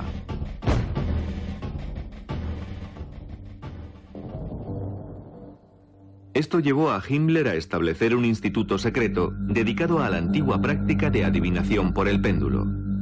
Sobre mapas del Atlántico Norte, los videntes hacían oscilar un objeto suspendido de una cuerda, intentando localizar la posición de los convoyes aliados.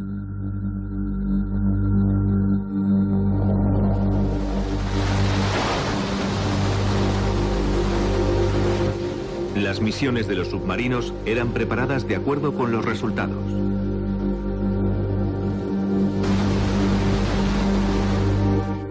En esta carta escrita por Himmler, fechada el 12 de enero de 1943, refiere que las investigaciones radiestésicas y los entrenamientos habían logrado grandes progresos durante el año. La astrología y la predicción seguían siendo las ciencias ocultas más comúnmente utilizadas por los nazis, aunque fueron enfocadas de dos formas diferentes. Rudolf Hess y Heinrich Himmler creían con firmeza en lo oculto y lo utilizaban para tomar decisiones políticas. Sin embargo, el ministro de propaganda, Joseph Goebbels, solo utilizó las ciencias ocultas con fines propagandísticos para manipular a la gente y minar la moral de los aliados.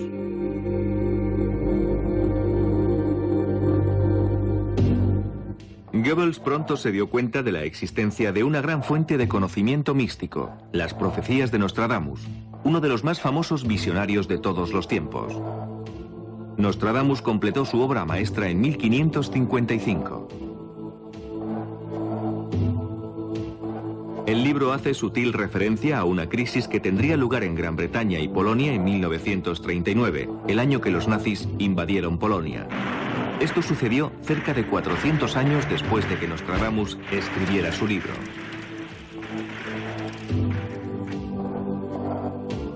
Para Goebbels, Nostradamus era una perfecta herramienta de propaganda, cuyo trabajo podría ser interpretado como la predicción de una gran victoria en el futuro de Alemania.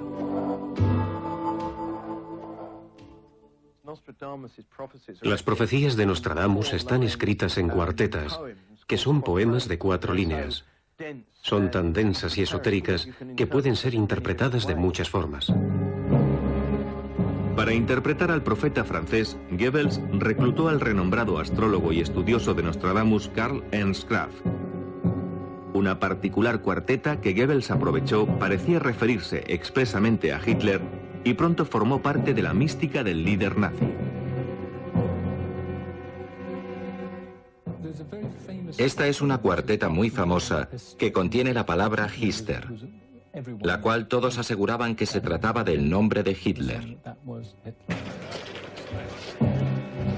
En su diario, Goebbels mostraba su emoción al saber que Bert, un miembro de su equipo, había comenzado a formular un plan para utilizar la profecía. El 19 de mayo de 1942, Bert nos entregó su proyecto para que fuera utilizado como propaganda ocultista. Estamos haciendo progresos. Los americanos y los ingleses son fáciles de engañar con este tipo de propaganda. Por lo tanto, echaremos mano de los testimonios más destacados de todas las profecías. Una vez más, Nostradamus debe conformarse con ser citado. El uso de falsas profecías y engañoso misticismo con el único fin de influenciar al enemigo recibió el nombre de propaganda negra.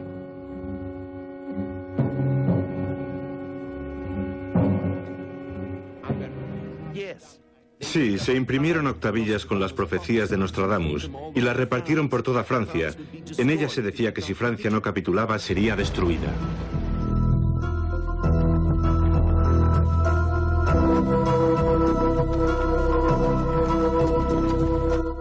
La inteligencia británica descubrió el engaño y, reconociendo el potencial de ese tipo de propaganda, comenzó a fabricar su propia campaña con las profecías de Nostradamus. En efecto, los ingleses adoptaron también ese sistema y publicaron un libro con 50 falsas profecías de Nostradamus que predecían la victoria británica en la guerra. Del mismo modo que los nazis habían inundado Francia con falsas profecías de Nostradamus, los aliados introducían de contrabando en Alemania su propia propaganda negra. La campaña de propaganda negra en Inglaterra dio pronto un nuevo giro con la llegada del astrólogo Louis de Vol, un emigrante húngaro de origen judío reclutado por la inteligencia británica. A de Vol se le encargó trabajar junto al maestro en falsificación Elik Hall. La principal habilidad de Elik era la de falsificador, es decir, falsificando documentos, revistas, las cuartetas de Nostradamus. Hall y de Vol decidieron crear una falsa versión de Zenit, la principal revista alemana de astrología.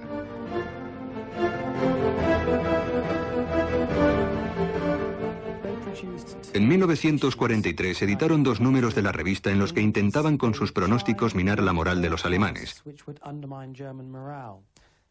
Por ejemplo, decían: tened cuidado con el 30 de junio, el aniversario de la noche de los cuchillos largos. La trama que estaba tras ese pronóstico consistía en implantar en la mente de los alemanes la idea de que las SS podían ahora ser desleales a Hitler.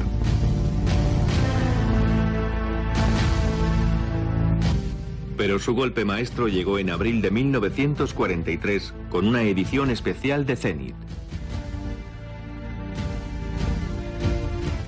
Hall esperó con astucia hasta julio para publicar una edición de abril. De ese modo, podía predecir sucesos que de antemano sabía que eran ciertos. Lo que Hall y sus colegas hicieron fue averiguar las fechas en que los submarinos alemanes fueron hundidos. Y al publicar la edición de abril, esas fechas parecían ser predicciones.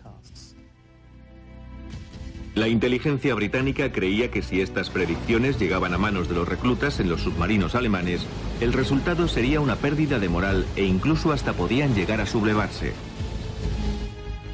Los británicos falsificaron el Zenit, sin embargo contenía un maldito error. Erróneamente habían titulado la revista Der Zenit, en lugar de Zenit, su verdadero nombre.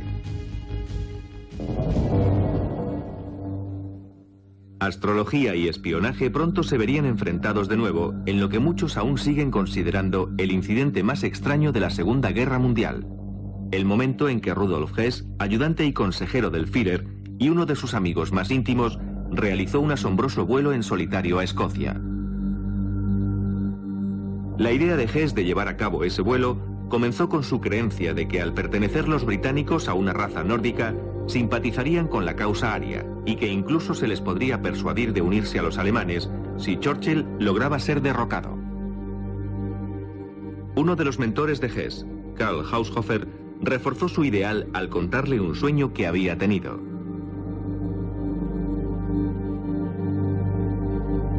En su sueño había visto un castillo escocés, de cuyos muros colgaban tapices, y en el interior Hess caminaba trayendo la paz a Alemania y Gran Bretaña. Además de esta profecía, la astrología también jugó un importante papel en su decisión de efectuar el vuelo. Probablemente Rudolf Hess y Himmler fueron los 2 líderes nazis que estuvieron más interesados en la astrología. La defendían incondicionalmente. Ernst Schulte Strathaus, astrólogo y amigo personal del ayudante del Führer, leyó en el horóscopo de Hess una favorable disposición de los planetas. El 10 de mayo de 1941 se produjo un importante alineamiento astronómico. 6 planetas estaban en Tauro y había luna llena en Escorpión, justo en el lado opuesto del zodiaco. De acuerdo con la tradición astrológica, ese tipo de alineamiento puede producir importantes cambios en los acontecimientos. En consecuencia, no era descabellado pensar que el 10 de mayo de 1941 podía darle un giro a la contienda. Siempre han existido dudas sobre si Hess voló a Escocia basándose en consejos astrológicos. Sin embargo, hace poco se han hallado unos documentos que Hess escribió desde su confinamiento en Inglaterra, incluida una carta dirigida a su madre, donde le pide que legalice 2 documentos, un registro del sueño de Karl Haushofer y la lectura de su horóscopo por Schulte Strathaus.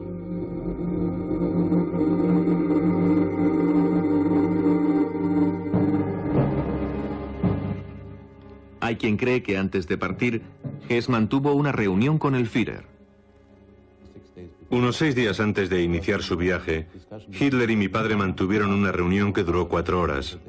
Nadie sabe de lo que hablaron, pero alguien comentó que al salir de la habitación, Hitler llevaba cogido a mi padre por el hombro, mientras mi padre le decía: siempre has sido un tipo muy testarudo. Esa es una despedida amistosa.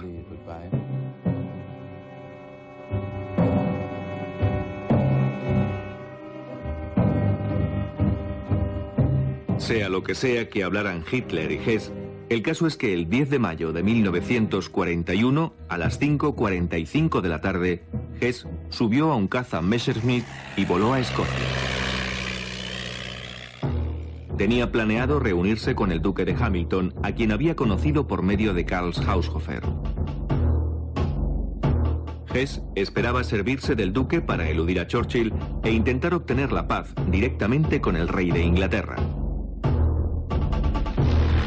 Habiendo escrito varias cartas al duque antes de iniciar su misión, Hess esperaba un cálido recibimiento. Pero todas las cartas que había enviado a mi padre fueron interceptadas por el servicio secreto. Al entrar en el espacio aéreo británico, en lugar de encontrarse con una fiesta de bienvenida, Hess fue derribado por la RAF y se vio obligado a lanzarse en paracaídas. Se golpeó al saltar del avión, lesionándose al tomar tierra. Quería que le capturaran, pues creía que sería llevado directo ante mi padre, con solo decir que deseaba verle. Hess fue encontrado por una familia escocesa, esta que vemos en su granja, el lugar donde se estrelló el avión. Hess afirmaba tener un mensaje muy importante para el duque de Hamilton, pero al principio todos se negaban a creer que el hombre que había caído en sus campos fuera el ayudante del Führer del Tercer Reich. Mi padre fue informado de que un joven piloto había caído a tierra y que solicitaba una entrevista con el duque de Hamilton. Mi padre fue a ver al prisionero, el cual se presentó a sí mismo como Hess. Fue algo divertido porque la tarde que mi padre fue a ver a Churchill, el gran hombre estaba descansando viendo una película de los hermanos Marx. Churchill se mostró algo incrédulo y sus palabras fueron: ¿me está diciendo que ha caído en nuestras manos el ayudante del Führer? Y cuando mi padre le contestó, podría ser el caso, Churchill dijo: bueno, se trate o no de Hess, yo voy a seguir viendo la película de los hermanos Marx. La extraña reacción de Churchill al vuelo de Hess sigue sin tener explicación. Gran cantidad de información sobre lo acontecido en mayo de 1941 permanece aún en los archivos de guerra británicos, clasificada como secreta.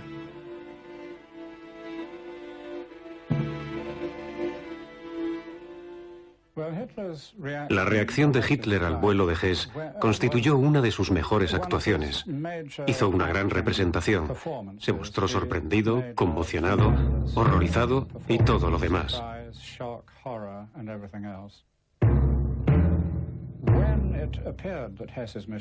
Cuando se supo que la misión de Hess había fracasado, entonces apareció toda la propaganda.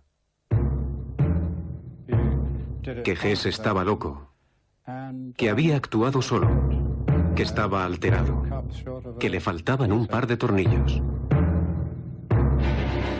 Hitler culpó de lo sucedido a los astrólogos de Hess. En respuesta, el Ministerio de Propaganda nazi promulgó un edicto llamado Acción Hess, que prohibía la práctica pública de cualquier ciencia de ocultismo, incluyendo la astrología. Esto trajo como resultado un mayor control sobre las actividades de los astrólogos, quienes un mes más tarde fueron al fin fichados en una redada en cumplimiento del edicto Acción Hess. Todos los astrólogos importantes que estaban fichados fueron detenidos e interrogados. Karl Kraft, el hombre que proporcionó a Goebbels una de las más importantes interpretaciones de Nostradamus, así como una impresionante cantidad de aciertos en los pronósticos astrológicos, sufriría como castigo la pena capital, según se supo por un colega suyo. Eduard Kalik fue un prisionero político que hizo amistad con Kraft durante su estancia en un campo de concentración. Me dijo, Edward, tú sobrevivirás, pero a mí me matarán, porque conozco demasiados secretos. Le trasladaron a Buchenwald, y al partir me dijo, allí es donde me matarán, y allí le dieron muerte. Los astrólogos que fueron detenidos en cumplimiento del edicto Acción Hess fueron tratados de distinta forma dependiendo de su utilidad para el Reich. Aquellos que ya trabajaban para Himmler fueron de inmediato puestos en libertad, permitiéndoles continuar con su trabajo. En esa época, Himmler entró en contacto con uno de los más importantes astrólogos de Alemania, Wilhelm Wulff. Durante su encarcelamiento junto a los demás astrólogos, Wulff solía leer el horóscopo a los guardas. Después lo hizo para el general Schellenberg, que era el jefe del contraespionaje bajo el mando de Himmler.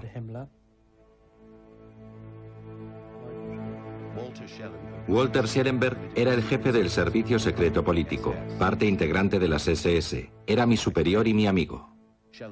Schellenberg no creía en la astrología, pero se sirvió de ella. Cuando Schellenberg quería discutir algún asunto con Himmler, le decía que un astrólogo había predicho algo al respecto.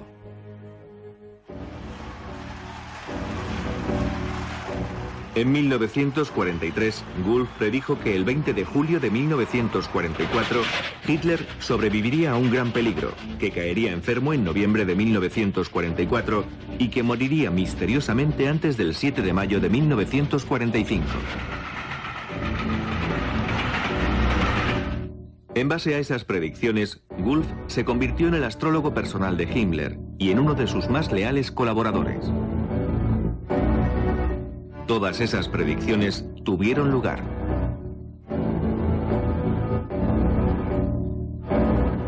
En un interrogatorio de los aliados, una vez terminada la guerra, Schellenberg admitió haber utilizado a Wulff en beneficio propio. Creía que la influencia de Wulff le ayudaría frente a Himmler.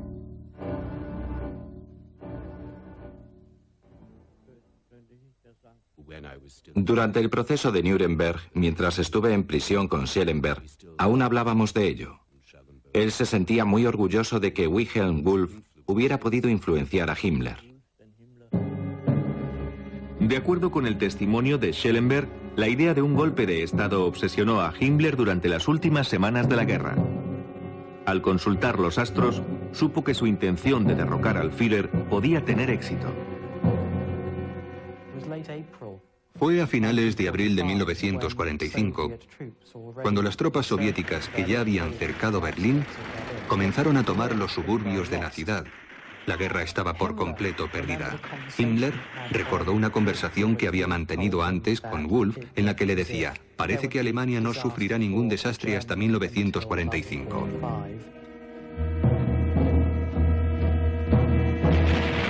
Al leer la carta astrológica de Hitler, Wulff observó que la disposición de los astros indicaban su caída.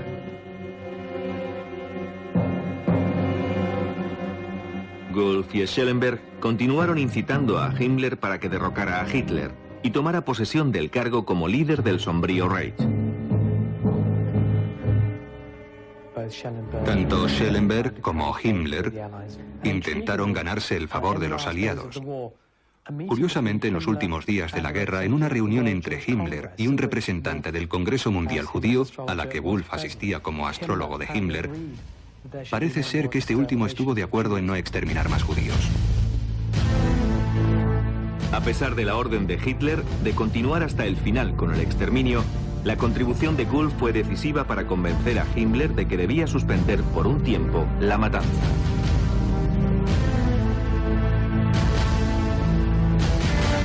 Habiendo tomado esa decisión, parecía que Himmler estaba dispuesto a dar el golpe de Estado. Pero al final, el temor y su lealtad al Führer le impidieron hacerse con el poder.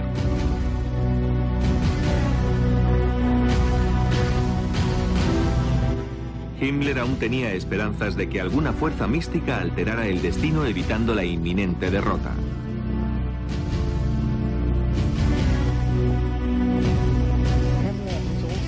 Himmler estaba muy interesado en el paralelismo que existía entre lo sucedido a mediados de los 40 y los anteriores periodos históricos.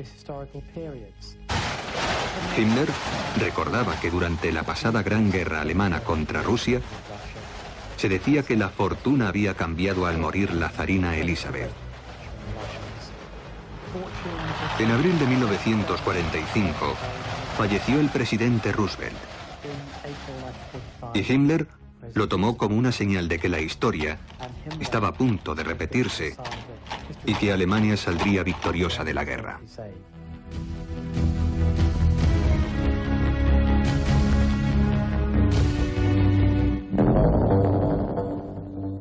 Dos semanas más tarde, Goebbels, acompañado de toda su familia, descendió con Adolf Hitler al búnker privado del Führer. El 30 de abril de 1945, Adolf Hitler y su compañera Eva Braun se suicidaron.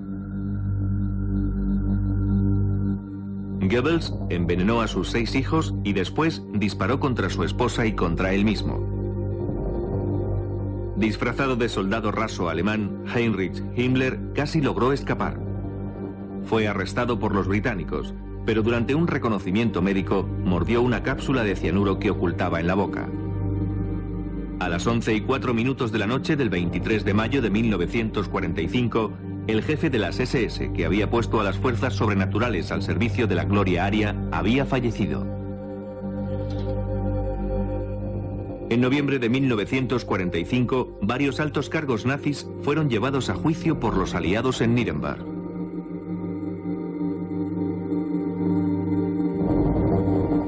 Rudolf Hess fue sentenciado a cadena perpetua. Murió a la edad de 93 años. El ocultista Alfred Rosenberg fue encontrado culpable de crímenes contra la humanidad y ahorcado en octubre de 1946. El Tercer Reich, que debía haber durado más de 1000 años, terminó apenas pasados 12.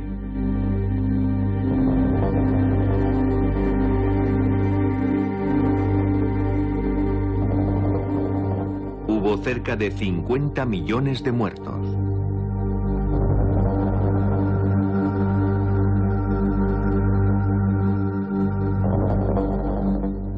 Irónicamente, entre ellos se encontraba la primera generación de la llamada raza superior de Hitler, que debía haber engendrado las siguientes generaciones de superhombres arios. A través de la historia, la mitología ha ejercido una gran influencia sobre la mente humana. Todas las culturas han sido místicamente conducidas. Sin embargo, en la Alemania nazi, la vinculación de las metas políticas a una mitología corrupta condujo a una crueldad sin precedentes en la historia.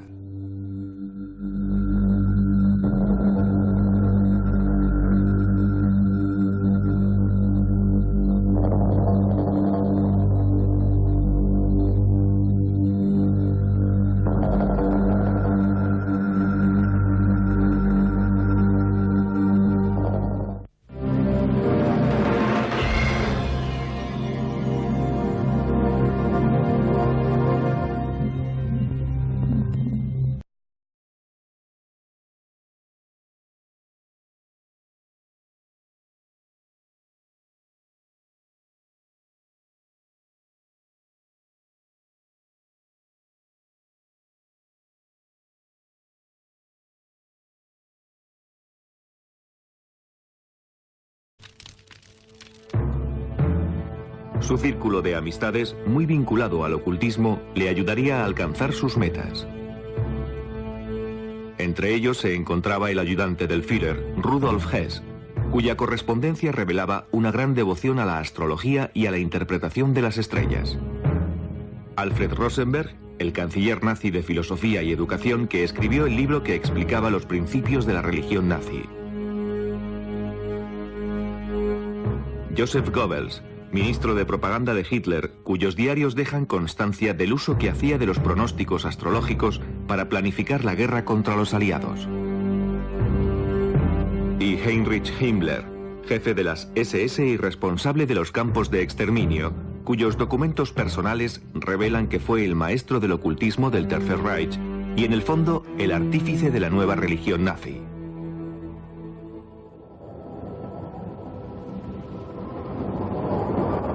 Esta nueva religión estaba basada en una misteriosa leyenda ancestral que contaba la historia de un continente situado en algún lugar del Atlántico Norte, habitado por una raza de seres superiores que habían perdido la gracia cayendo en el mal y el vicio.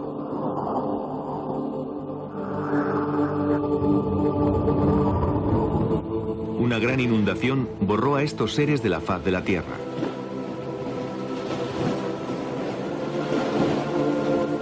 Pero antes de ser destruidos por completo, algunos sacerdotes escaparon en barca, llegando al fin hasta la India y las cimas del Tíbet.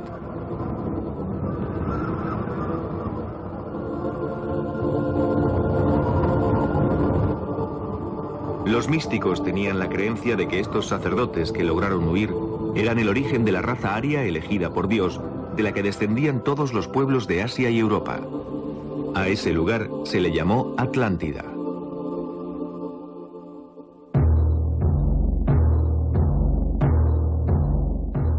Algunos místicos germanos sostuvieron que la leyenda de la Atlántida era una historia auténtica y probaron que los arios fueron el pueblo elegido, descendiente de los seres superiores de la Atlántida, que habían perdido sus poderes al mezclarse con simples mortales.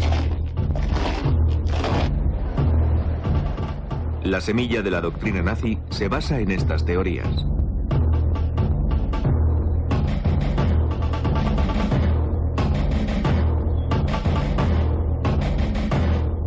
El jefe de las SS, Heinrich Himmler, un acérrimo nacionalista, fue el encargado de probar que los pueblos germánicos eran los descendientes de la raza superior aria.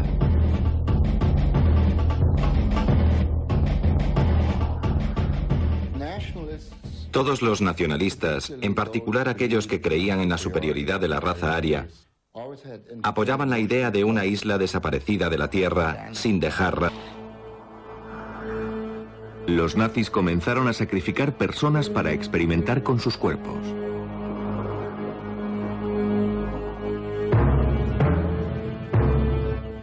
Estaban convencidos que una vez probado que sus antepasados eran dioses, solo quedaría un paso para volver a crear a través de la reproducción selectiva esa raza de superhombres arios. De alguna forma, intentaban forzar la evolución humana a través de una especie de semillero, seleccionando los padres de un niño, repitiendo más adelante el proceso con sus descendientes, hasta lograr por fin reproducir al superhombre profetizado por las teorías del ocultismo.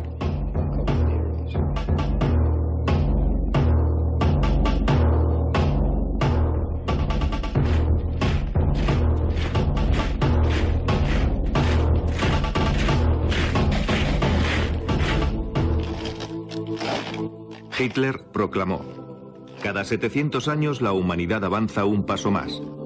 Su principal objetivo es el advenimiento de los hijos de Dios. Todas las fuerzas creadoras se unirían para formar una nueva especie que sería infinitamente superior al hombre moderno. Lo único que debían hacer los arios para recuperar sus poderes mágicos era volver a purificarse, logrando de esta forma restablecer su identidad original de hombres dioses.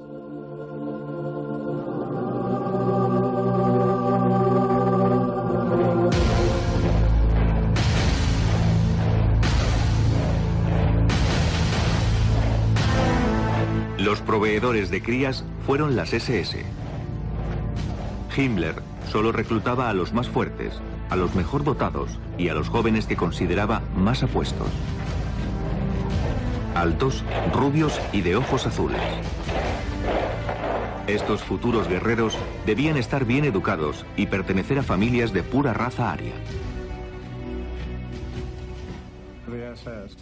Los miembros de las SS eran por lo general guerreros bastante altos y bien dotados.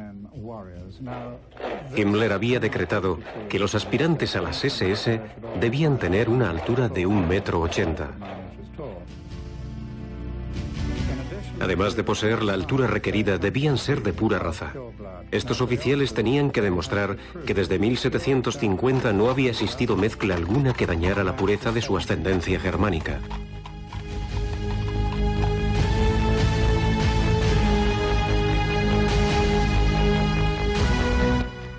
Los 3 millones de militantes que en su día tuvieron las SS de Himmler fueron animados a engendrar tantos hijos como les fuera posible, sin tener en cuenta su estado matrimonial. Astro. Una especie de utopía.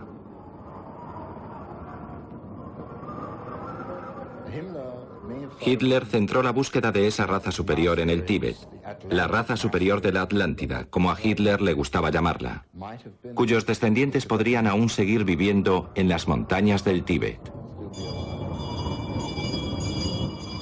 Himmler creía en la autenticidad de la misteriosa leyenda de la Atlántida, que los míticos seres superiores de aquella isla al final habían conseguido llegar desde el Tíbet al norte de Europa y que sus descendientes eran los nórdicos o razas arias. Alemania.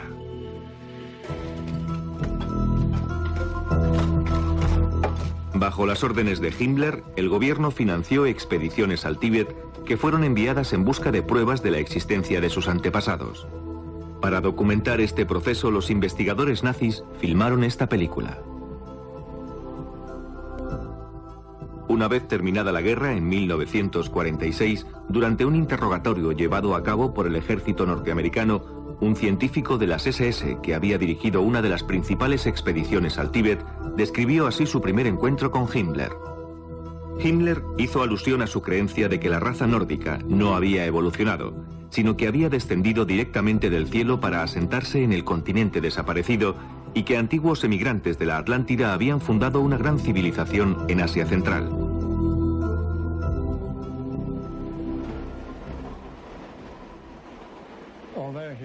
A pesar de ser muy racional en sus decisiones, Himmler también era un romántico idealista que creía con firmeza en los mitos. De lo contrario, nunca habría desperdiciado dinero, tiempo y energía enviando una expedición al Tíbet.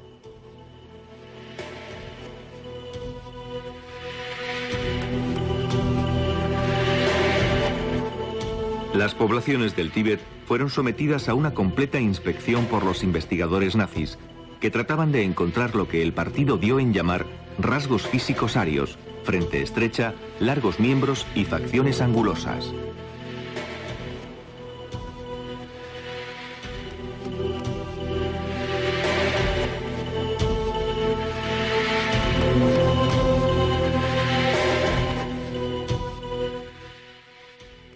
Por supuesto que esto fue en aumento hasta el estallido de la guerra. En esa época se dedicaron a realizar experimentos bastante inocentes con seres vivos. Me refiero a medir el cráneo de las personas, por ejemplo.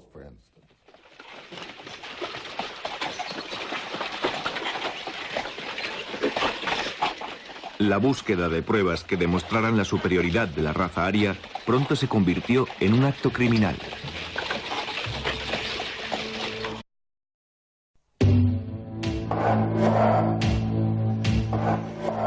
A partir de las cenizas de la Primera Gran Guerra, Adolf Hitler intentó organizar un siniestro nuevo orden mundial, que sería dirigido por una hipotética raza de superhombres arios. Para lograrlo se sirvió de un reinado de terror como jamás el mundo había conocido. Son muchos los que opinan que los nazis reanudaron la práctica del ocultismo que había permanecido latente en Europa durante miles de años. En la actualidad existen documentos que prueban que sus creencias estaban basadas en una degeneración de antiguas tradiciones paganas, una deformación de las batallas míticas entre las fuerzas del bien y del mal, y un viaje terrorífico a un mundo regido por místicos, locos y asesinos.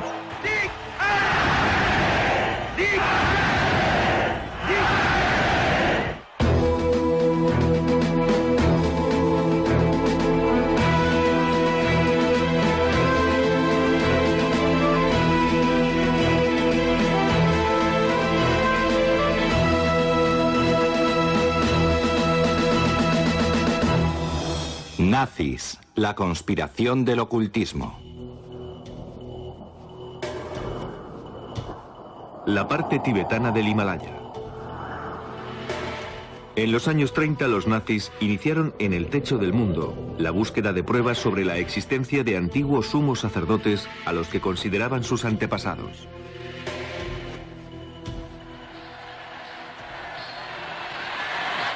La creencia nazi en estos antepasados tenía como fundamento el establecimiento de las bases de una nueva religión en Alemania, una religión con Adolf Hitler como sumo sacerdote.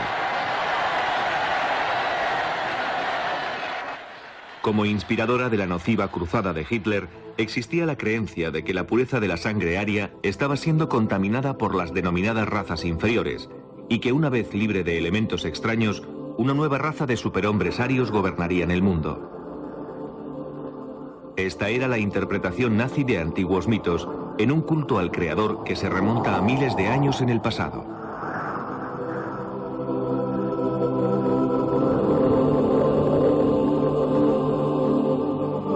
Para probar su superioridad, los nazis no dejaron ningún mito o religión sin investigar y adoptaron, en efecto, cualquier doctrina que pudieran aplicarse a la causa aria.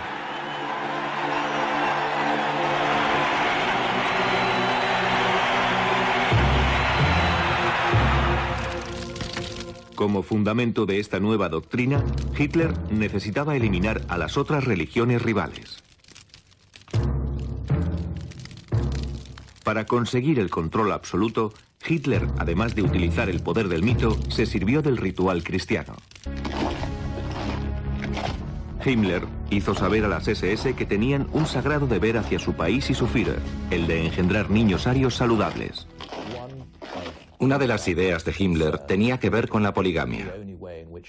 En efecto, la única forma posible para crear con rapidez esa raza superior era el establecimiento de esa práctica, de manera que los hombres de las SS pudieran tener más de una esposa.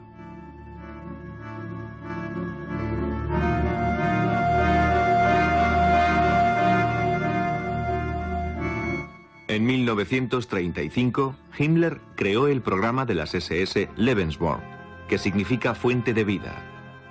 Este programa fue diseñado para facilitar el nacimiento, albergue y crianza de tantos niños de pura raza aria como fuera posible.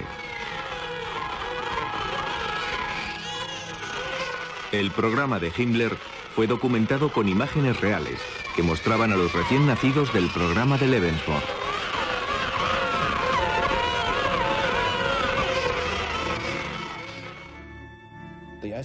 De hecho, el programa Lebensborn facilitaba a las jóvenes los servicios de los sementales de las SS.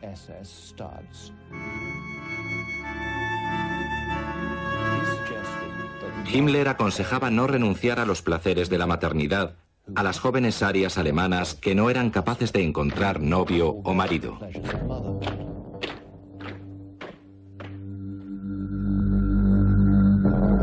De acuerdo con la política del Lebensborn, un hijo ilegítimo no constituía una deshonra, siempre y cuando la madre cumpliera los requisitos genéticos. Se creía que la única función de las mujeres consistía en engendrar niños, cuyos descendientes, según el partido nazi, se convertirían en dioses. Se calcula que 11.000 niños Lebensborn nacieron entre 1935 y 1945. La mayoría de estos niños nunca conocieron a sus padres.